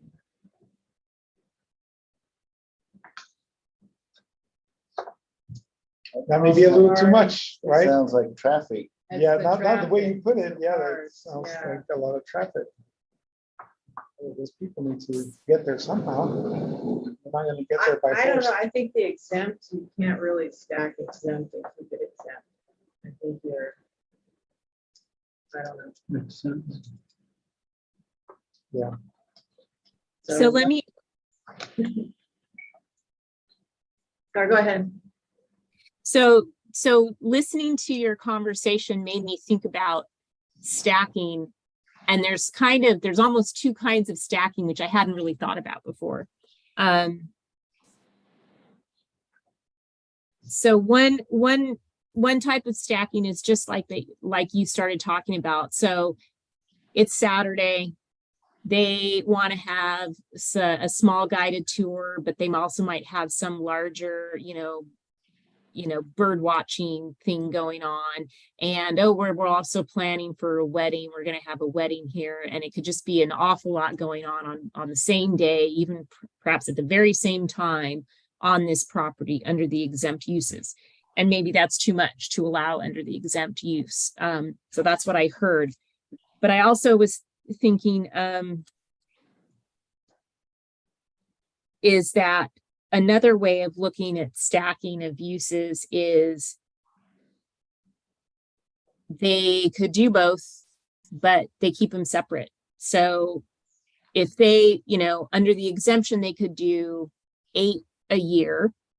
And let's say they want to do 8 weddings per year. Well, that's 8 Saturdays out of, 52 Saturdays in a year.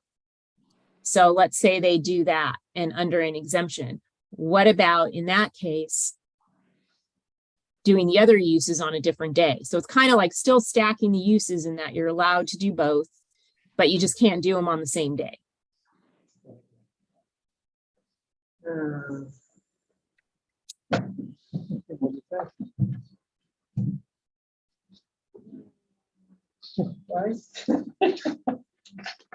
don't know.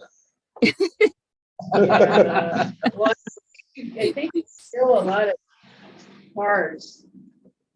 People moving. Yeah, because now you're You're not, kind of fatiguing people. yeah, there. you're not really saying, okay, it's gonna be 8 days. Now you're doubling Yeah. the 8 days to 16 days, or maybe even more. Like if you have 3 things going on, could be 24 days out of the Right. Right, it's still cumulative, but not on the same Now, day. now you have an event every other weekend. Yeah, And what about the neighbors? Are they going to be, Yeah, that's, or not? Yeah. that could be an issue. So do you especially want to for- say no stacking or staggering for exempt uses?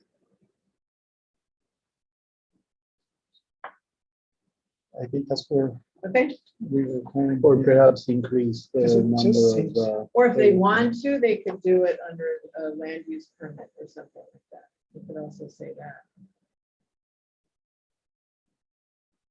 You know what I mean? So if they Yeah. want to, I don't know if that's Yeah, because too then they have to confusing. come right. to APAC, or Yeah. they need to get a permit, some kind of permit. And Does that, does that clarify things or make it more confusing for the proposed permit strategy or structure as set up, Julie? So we were saying like, you couldn't stack or stagger under the, and make it still exempt, but if they wanted to do that, you could say they bump it to the next tier where they have to have either probably a land use permit, not a zoning clearance. But would that would create more problems and complexity with what's being allowed under that tier already, right?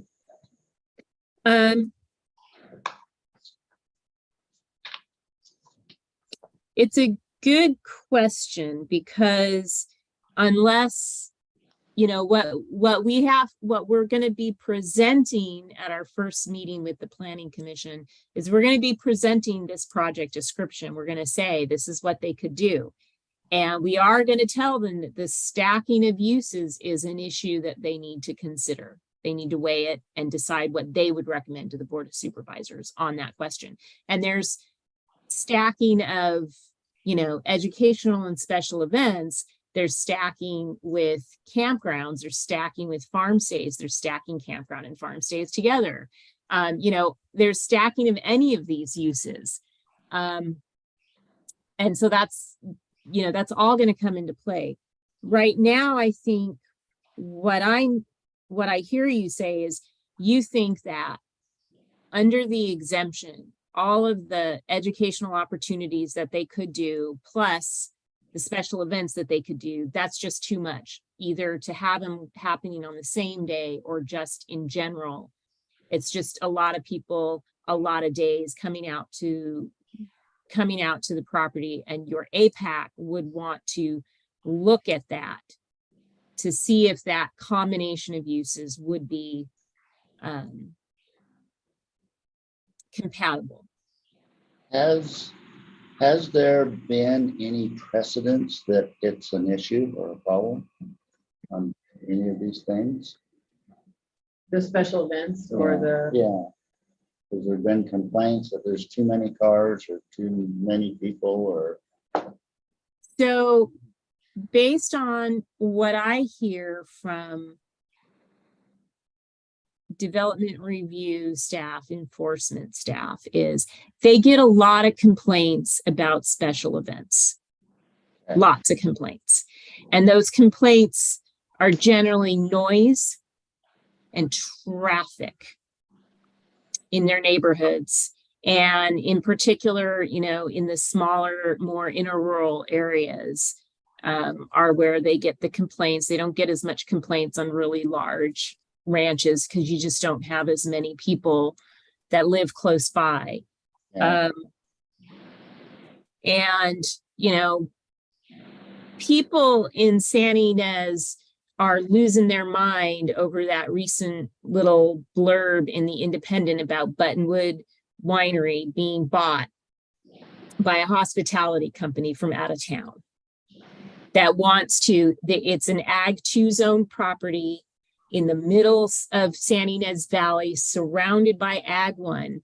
And they want to do a farm stay and a bunch of other ag enterprise uses. So they're eager for this to be adopted.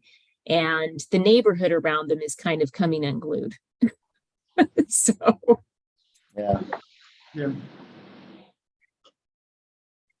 So with respect to the educational experiences, I don't know if I haven't heard about any complaints. I don't know how many farmers or ranchers are really doing that. I know that Restoration Oaks, Blueberry, You Pick Farm, they do some because I've been to two of them which were focused on, they were invitation only, but bringing out regulators to the property because there was things that Ed wanted to show.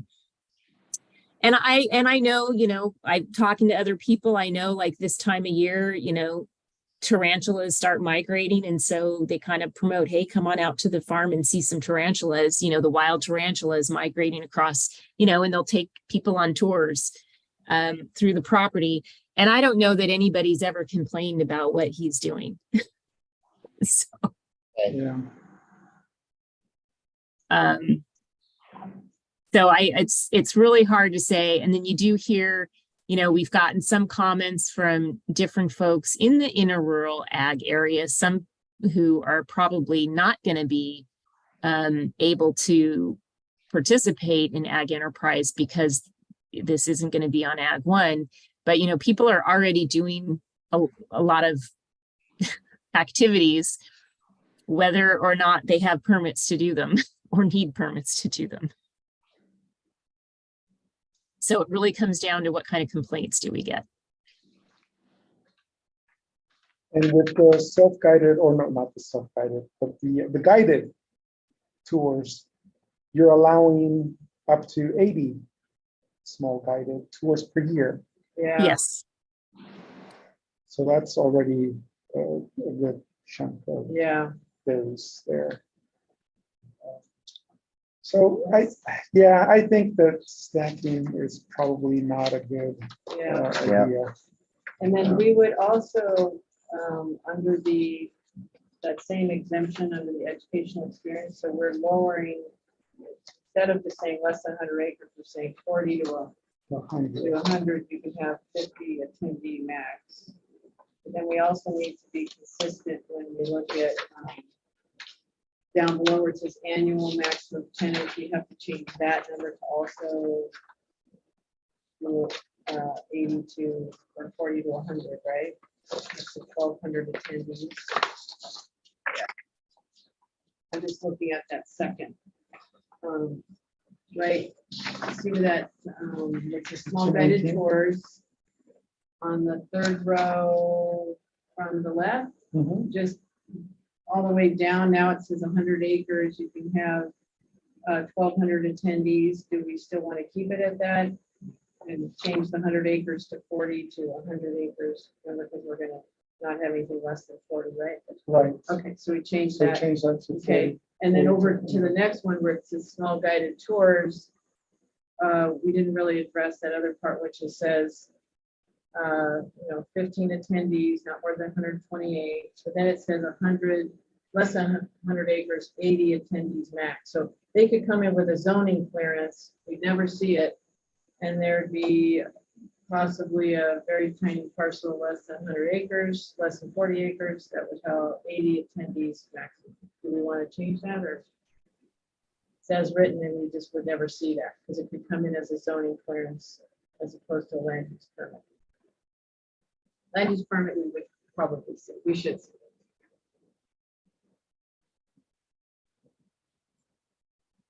change. No change. Just leave it. Leave it. Okay. So So don't make it 40 to 100 under Yeah. the zoning clearance option. Yeah. Is that, Leave it. yeah, because is that consistent with the other side? Because they're just going to come in and They're just gonna, what's gonna happen with that higher level is they're gonna have more people coming to the site. yeah, And you may or may not see it depending on the permit level that's chosen. right. So you could have a super prime lot that comes in with 100 or 80 people. Which would be more than what you're saying they can't do at the exempt level with 50 people. Exactly.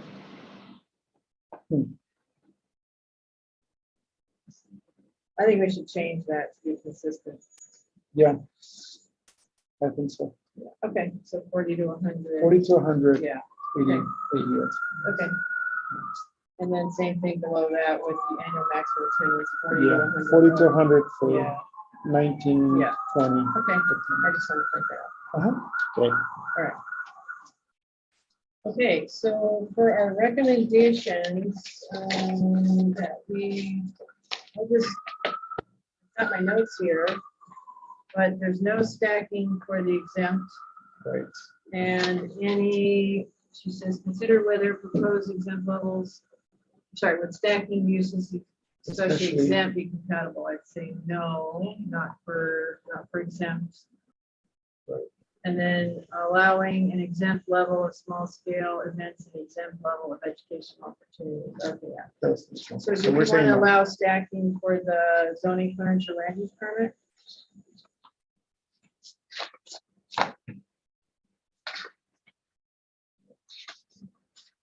We'd be able to review each one of those as they came to you. I mean, that's your advantage there. Yeah, but we So- don't see them for zoning clearance. Not zoning part, for land use and The land use we do. Mhm.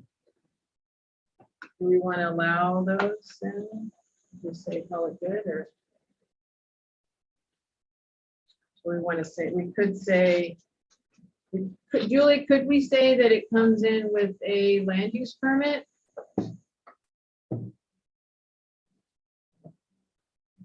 Would that be really, That is an option. I don't know how exactly to write it in. I don't know yet how we would write it into the uniform rules. But but what you're saying, what you're saying is for these larger ones, we're not going to say outright they're not compatible. We want to look at them at the individual proposal to see if it's compatible. Because ultimately, a question for you, the APAC, do you put or recommend any kind of conditions on a project to make them compatible? rarely, sometimes it'll be minimal, like contingent upon planner verification that they submitted a application for something, but it's not very much. It's not very common. What we could do is say it comes in for a zoning clearance or land use permit, but if they want to stack them, definitely a land use permit. We could say something like that. So that you could review the individual proposal and determine based on the specific proposal whether you would find and the specific site that you're looking at, the specific contract and premises, and then you could determine whether this stacking of uses is compatible. I think, yeah, that's might be, Yeah. okay, very good. Sounds good. Okay, we'll do that. So I think we answered 2C. Okay. So I let's, want to, sorry, go ahead. so I'm going to step back a minute because a few minutes ago you were saying that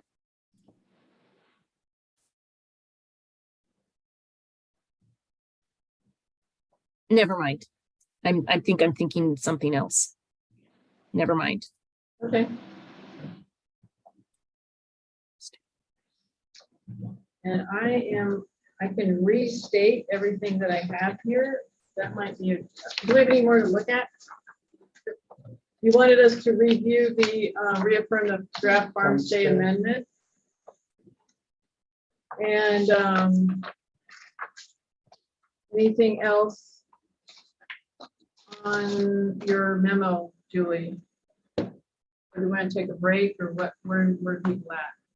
I see people are getting a little burnt out.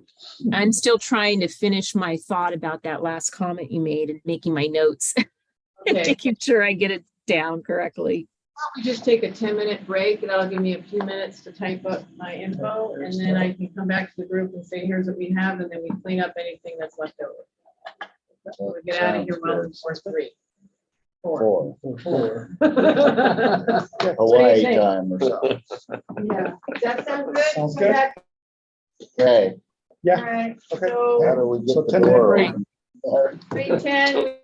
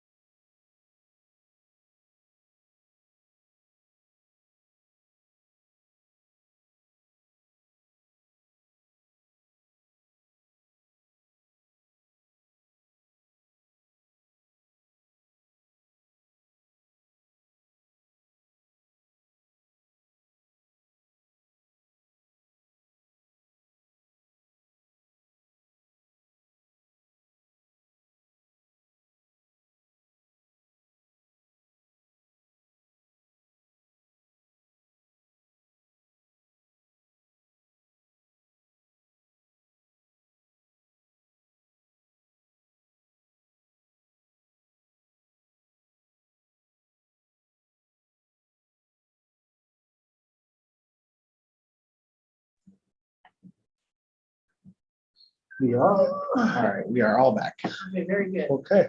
Okay, so what we were gonna do was just to kind of read what we have for the recommendations. There are a total of, what I have so far is 4.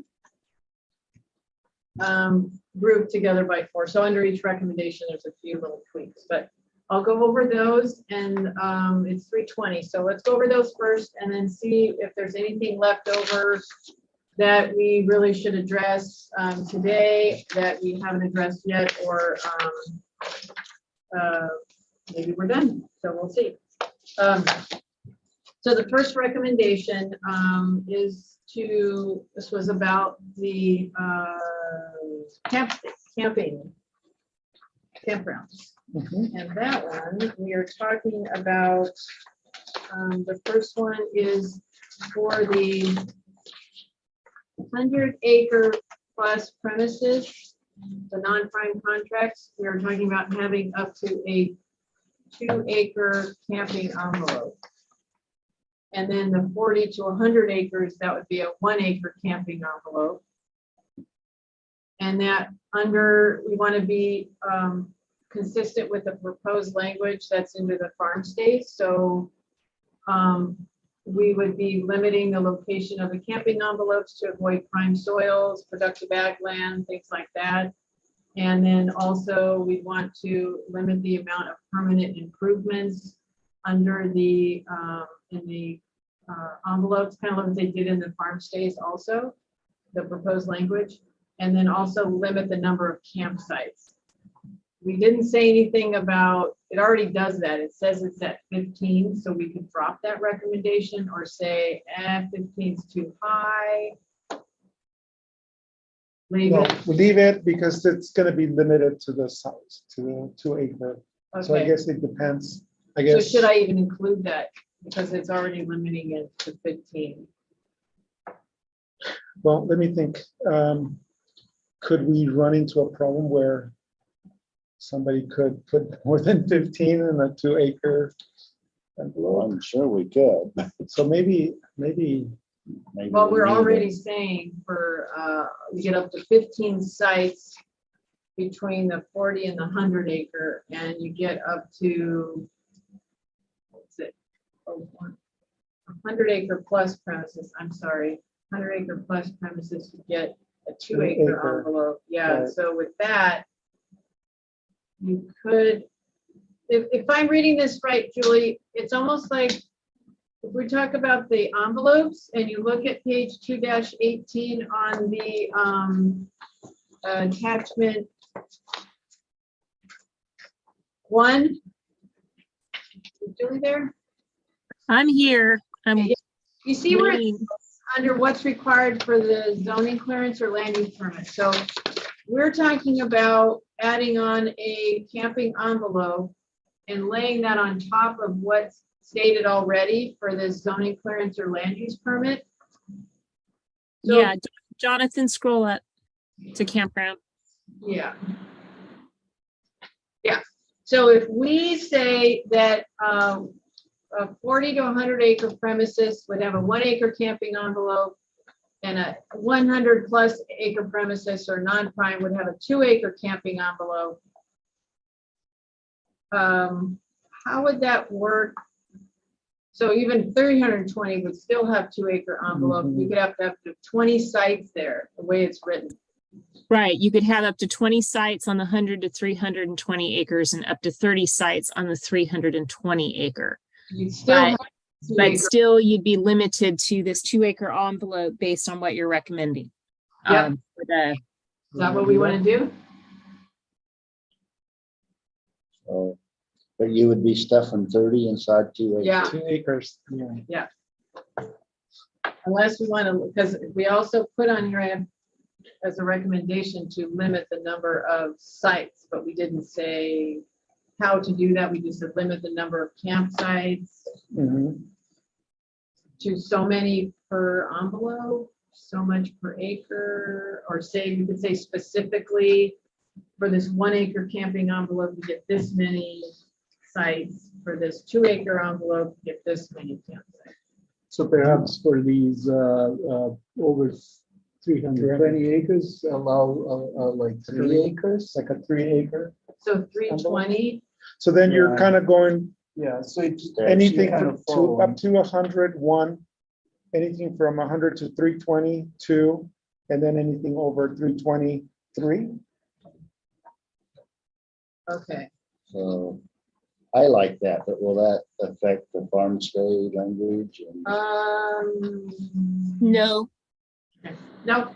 the difference with farm stays is farm stays are limited to a maximum number of 6 overnight accommodations or bedrooms, whether those bedrooms are within the primary dwelling on the property or whether they create separate little cottages or park trailers.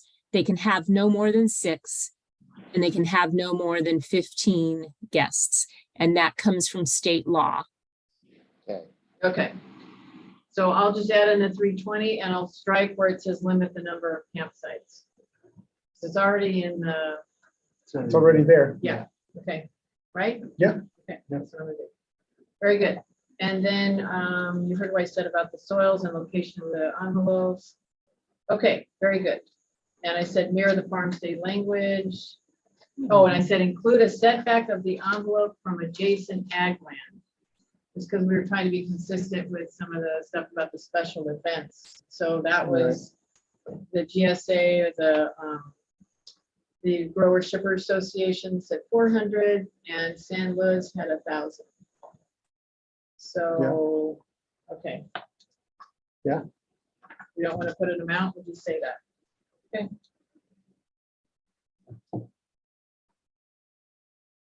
Alright. Very good. Second recommendation was pertaining to the wilderness camping. We're saying it's already consistent with the uniform rules and to include a setback from property lines. Mhm. Okay. Property lines From and also, adjacent agriculture, whatever the first one would be. Was the first one adjacent ag land? Okay, so do you want to do setbacks from property property lines? line and ag land? Or no? Usually it's property lines. Okay. That's my experience, because that property owner controls all that land, and it's really, you're trying to protect the adjacent property owners. Right, okay. That's true. Adjacent ag land setback from property line. Okay, very good. And recommendation 3 was for small scale events. That's when we go to our table 2-2, and that says on page That's 19. 2-21, small scale special events, and it was to change the less than or equal to 100 acres to the 40 to 100 acres. yeah, Okay, Right. all right. That very top under the exempt category. Yeah, very good. And then, oh, I just noticed.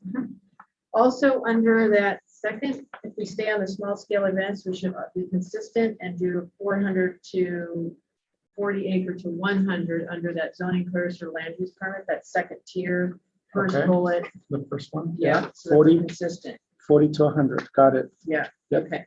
Everyone follow that? Mhm. Okay. And then the last recommendation was under the educational experience, and it's still on this table. What we said was, under the exemption, change that again, that less than or equal to 100 to 40 to 100. And then a little bit lower down where it says annual maximum attendance, we change that from less than 100, less than or equal to 100 to 40 to 100. Mhm. And then on the second tier, we said, under the zoning clearance or land use permit tier, we changed that again, that language to 40 to 100, Or the 80. so 80 attendees maxi. And then under annual Bottom. maximum, again, that's 40 to 100. Right? And we also said to, for stacking, Say no. exempt uses would go to a land use permit to allow APAC to review on a case-by-case basis. Okay. All right. All right. Is there Yeah, anything else? I think we hit it all. Yeah. 30%, okay. well, And do you want us to take a look at the farm stay amendment info, Julie, or how are we doing? Well, I mean, that was an intent, and hopefully hopefully you did it before even the meeting, but whether there's any changes to the farm stay amendment. You did review, the APAC reviewed it before and was okay with this language. Yeah, Yes, I would say we're okay with that. Yeah, I agree. I already looked at it myself. Yeah. And then there were a couple other minor uses, like about like processing logs and stuff. It's on this, let's see. I checked off the ones we already looked at, like firewood processing and sales. We didn't really talk about that, or lumber processing or milling. I don't know if anybody has any comments on those uses, proposed uses. you're on table 2-2. Table 2-2, attachment 1. Okay, Yeah, so yeah. So if you look at the first page of the memo for 914, I put in some notes from what I think we got out of the first meeting. okay, yes, So I think maybe if you want to take a look at that. yes. I checked off, I thought, all the ones from, you mean from August 3rd? No, it's still the memo dated September 7th for the September 14th, but it's the first page. Yeah, I checked that off. Composting, so you look at egg processing and preparation. Does that include the lumber, you think? Well, bullet 3, tree nut hulling, firewood processing, sale, and lumber processing milling. Good. Sure. You all decided that rule happy about 2.1. Yay, yay. Yep. So we're done. So farm stays, okay. Educational, I'm just checking these off. Fishing, was there anything under fishing? No, that's there. And hunting, horseback riding. Yeah, the tree nut hulling. Covers. Yes, we already covered that. Was one I didn't check. Sorry about that. And lumber and processing. So, Can I just ask, yes, so on the firewood processing and sales yes. stuff is mostly oak trees in this county. Would they have to follow the oak ordinance and? Yes, they would. Okay.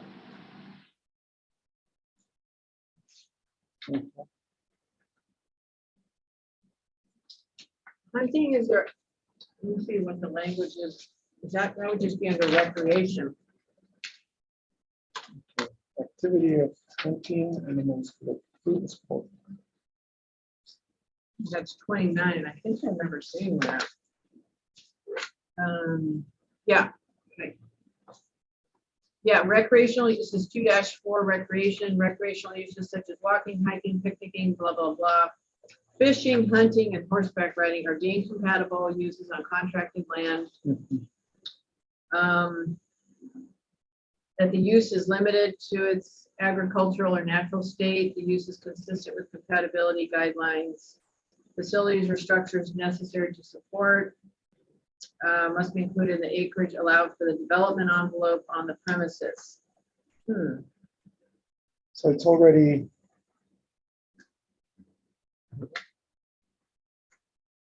So hunting is already allowed under the It uniform is. rules. But, But here's the difference here is activity. and this is allowing a gross floor area. For example.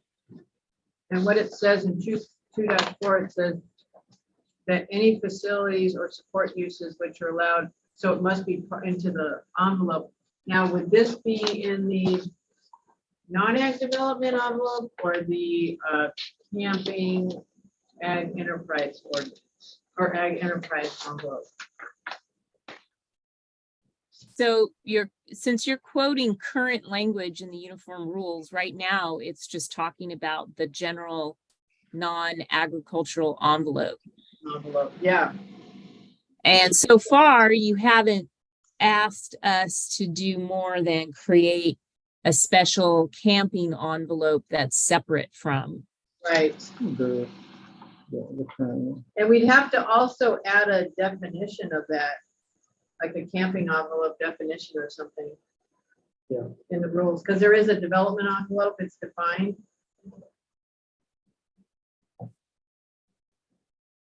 Yeah, it's not associated with the commercial ag operation. Yeah, okay, so we would have to put a definition. Definition. Yeah, that's Uniform, yes. Okay, so yeah, so that would have that, I think it's consistent as it's stated for the hunting. Because it says if you're gonna put in a structure and they're saying you get up to or less than 600 square feet, it would get a zoning clearance or land use permit, and it would go into that envelope, development envelope. Yeah. Yeah, okay.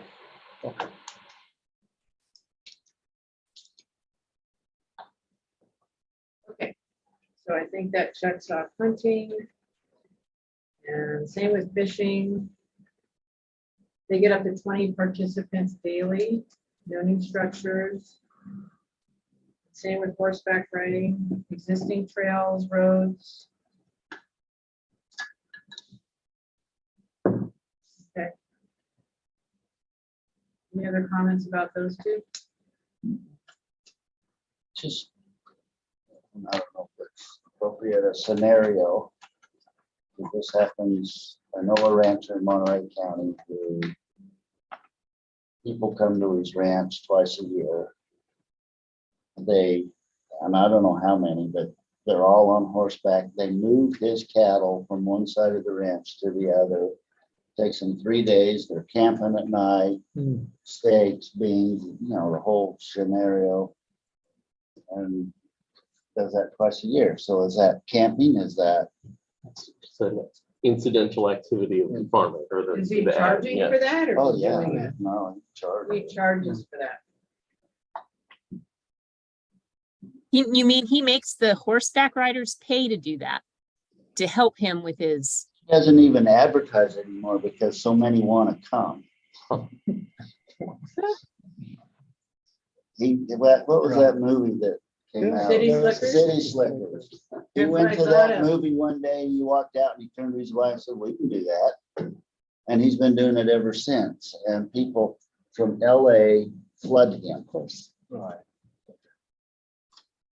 Well, it's only twice a year. Yeah. And Yeah, people go down south to Mexico for, there are certain ranches you can do it every weekend. And I know some people who do that almost every weekend.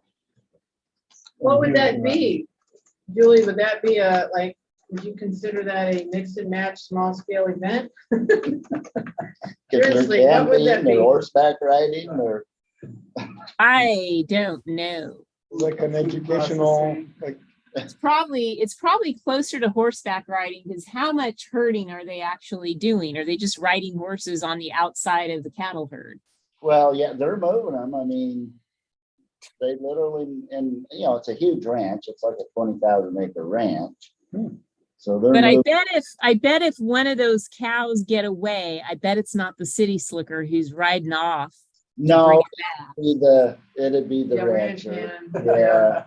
Okay, it's not commercial. Okay, anything else on this? I have my recommendations written up.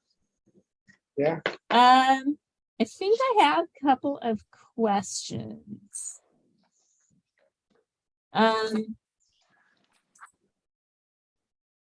So there was this, so you gave direction about stacking educational and the small events. What about stacking farm stays and campgrounds? Would that be compatible or case by case? I thought, They're both gonna require permits, so they can both come to you. yeah. I thought well, I had it in my head that if they're stacking those two, then they just have to stay in those envelopes, right? Because we're not gonna have, are we gonna have a farm stay envelope and a camping envelope and No, I think the farm stay envelope is the same, isn't that like on the same? Model it. I just don't know once we get out of 40 acres, whether we are consistent. once we get out of 40 acres? Size of the, when we get out of prime, we have 1 acres. When we get 100 acres to 320, we have 2 acres. And And then then we 3 have acres. 3 acres over 320. I'm not sure how is it structured for the farm stay, if there is any difference. Oh, I see. So what does the farm stay, what does the farm stay, Julie, say about, the language say about, let's see. They have clustered, principal dwelling, okay, so remote farm stay. Just says 1 acre It's one contiguous acre. for everything. One remote farm stay development envelope is allowed on the premises not to exceed 1 contiguous acre. And that's in addition to the clustered farm stay. So you already have Yes. a clustered farm stay So envelope. basically what they have is an option. They have an option to, so the tiered permitting is that for farm stay is with the zoning clearance, your farm stay has to stay within the dwelling. The actual overnight accommodation stay within the dwelling. So With a basically, land use permit, you can build a new structure, you can convert an accessory structure that you're not using for anything else. And you can have people in the house, the primary house, either way that you want, but you're still within that 2 acre envelope around the dwelling. With a request for a minor conditional use permit, you can put a portion of those overnight accommodations in a remote envelope of 1 acre. In addition. Okay, so In if, addition to, and you have to keep the majority of the overnight accommodations, so that would mean 4 out of 6 accommodations have to be in that primary dwelling area envelope, and then you could do the others outside in a different envelope. okay. So your point, Alex, what you were saying is, are we being consistent with 100 acre premises plus up to 320, having it 2 acres, And 3 acres. and then 3 acres if it's 325? 20 acre. And you're saying consistent with the uniform rules now, or consistent with the farms? With farm stay. the remote farm stay doesn't really say whether they're camping or not. They're just remote. They're- well, They're not. The They're not. farm stay is not camping. Structure. They're all- Camping can be camping, or it can be semi-permanent structures.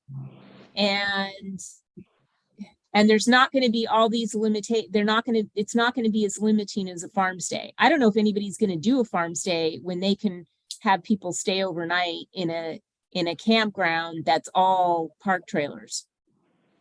That's my cynical, Yeah. my cynical opinion.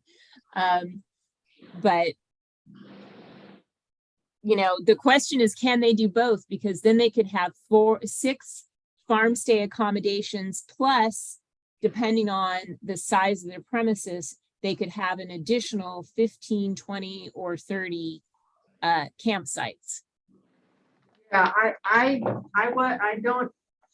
don't know how compatible it would be to have a remote farm stay envelope and a camping envelope. I Yeah. see that as being a problem. I think so too. I see it too. Okay. And the reason again is, so you have this remote farm stay, which is like, for example, it says here for parking, for on-site wastewater systems. So people having a campground are gonna use this, it's like an addition Yeah, to the camping. yeah, so I'm And gonna say. perhaps combined not to exceed one acre for 40 acres, 2 acres. Or, and then 3 acres for 310. But they could have both uses, but they just can't exceed. Right, Okay, the ones that we had in the I'll write it that way. camping. Does that make sense to you, Julie? I'll write it in a memo, but just want to make sure it makes sense to you, what he's saying. So we're saying, Did he say that you could have some farm stay accommodation and campground accommodation in a remote envelope, provided that it's combined in the same 1 acre remote envelope? Is that what he said? For 40 acres. no, that it wouldn't, well, yeah, what we're saying right now, or Alex is saying is, but it couldn't exceed what we were proposing, which is 1 acres for 1 acre camping envelope for 40 to 100 acres, 2 acre camping envelope for 100 acre to 320, and a 3 acre envelope for 320 plus. But that would not be consistent with the, Yeah, but what farm stay 1 acre stays, right? So they cannot exceed 1 acre for farm stay, but then they can add, let's say at 100 acres, they can add another acre that would be campground, or they can have oh, I campground see. for 2 acres. I let's say see on what the you're 100. saying. So you could still have your 1 acre farm stay, but you can have a part of the 2 acre Right. camping envelope, because you used up 1 acre, but the farm stay. Right. Oh, okay. And then 3 would be 1 and 2, right? It's the Okay. maximum. And would they have to be together or could they? be- Yeah, could they be apart or together? They probably should be together, right? Okay. I mean, A little complicated. That is I think I complicated, could yeah. write it, but it is a little complicated. because that would help your business of. Yeah, because I need determining. to make sure. And We it could would be still less have them of an separated. impact. Yeah. So keep the remote envelopes together. Right? Because now we are stacking on envelopes. And it's basically, Ugh. it kind of cancels It the whole does, thing out. it does kind of, Yeah. maybe we don't do the stacking.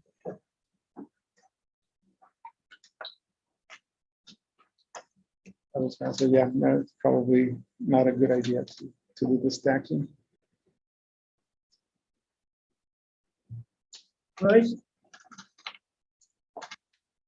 Is that I mean, I no, could as see, in- because I It's a can see, can of worms.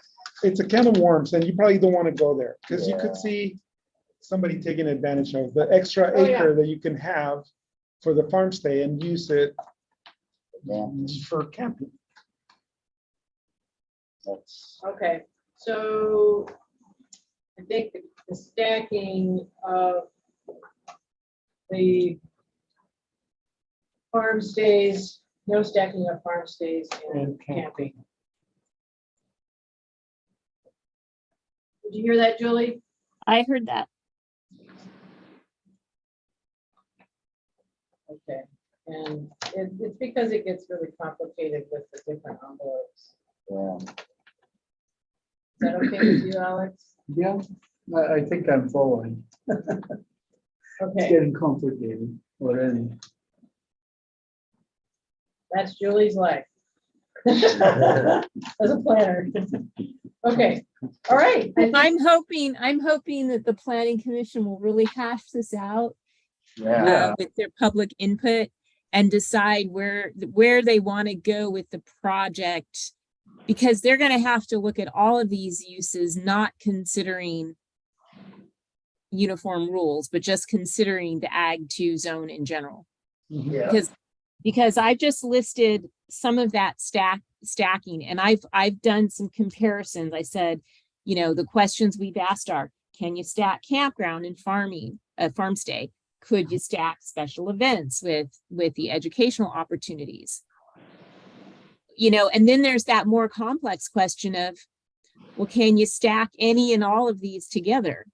And I'm looking at the rural recreational uses because the idea with the supplementary ag uses like processing and product sales and everything, those are tied to the land. They're tied to the ag use, or the natural resources like the firewood. So they've got that connection to the ag, and most of those are already compatible. But it's these other uses that are more recreational and touristy.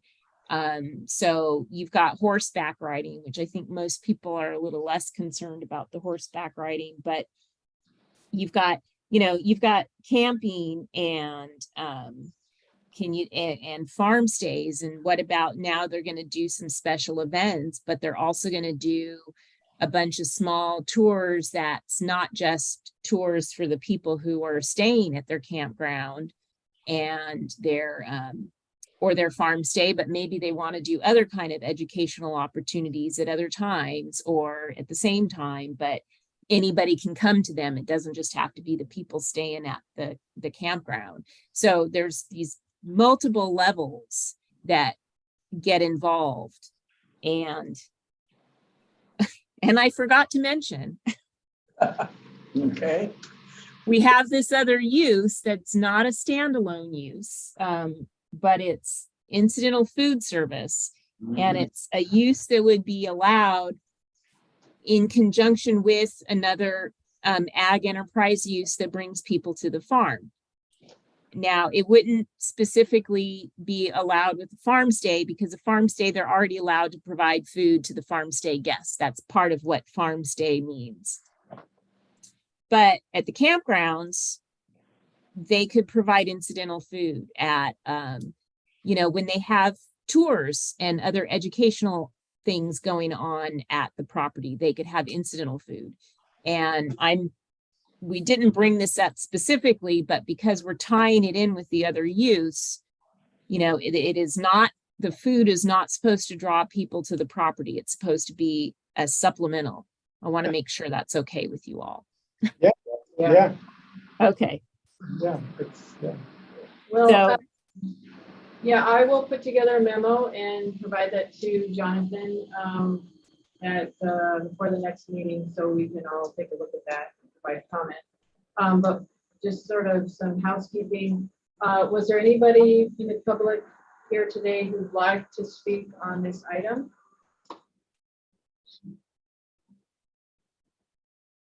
Yeah, no attendance. Okay. Close public comment. And also, is there anybody from the public who'd like to speak on an item that's not on today's agenda? No attendance. Okay. And also, were there any reports from committee members? Okay, very good. So our next meeting will be October 12th. Yes, I will not be at the meeting. I will not be at the meeting either. Glenn might be present. Okay. From the assessor's office, so you can have a forum. Yes, Or you're gonna have your, my person, Matt Nick, will be there. He's my alternate. Okay. Okay, all right, with Are that, we- Question? yes, yes. Oh, go ahead. Are- So, The summary that you're going to draft up for the APAC to look at, and Yeah. you were saying next time, is that going to be are you going to do that at the next October meeting when you're not there? Or is it going to be in November?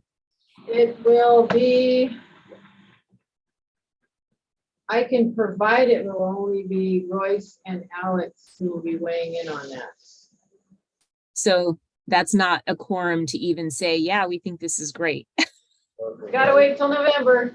I don't know if you need a quorum to say, yeah, we think this is what we said. I don't know if you need a quorum for that, but County council said in the past is you can have an alternate weigh in. They don't have to have been at the meeting, but it's And at the Glenn- discretion of the department. I've been talking to him about this. He was at the meeting in September. Yeah, So he's, kind of keeping Yeah. up with what we're discussing. yeah.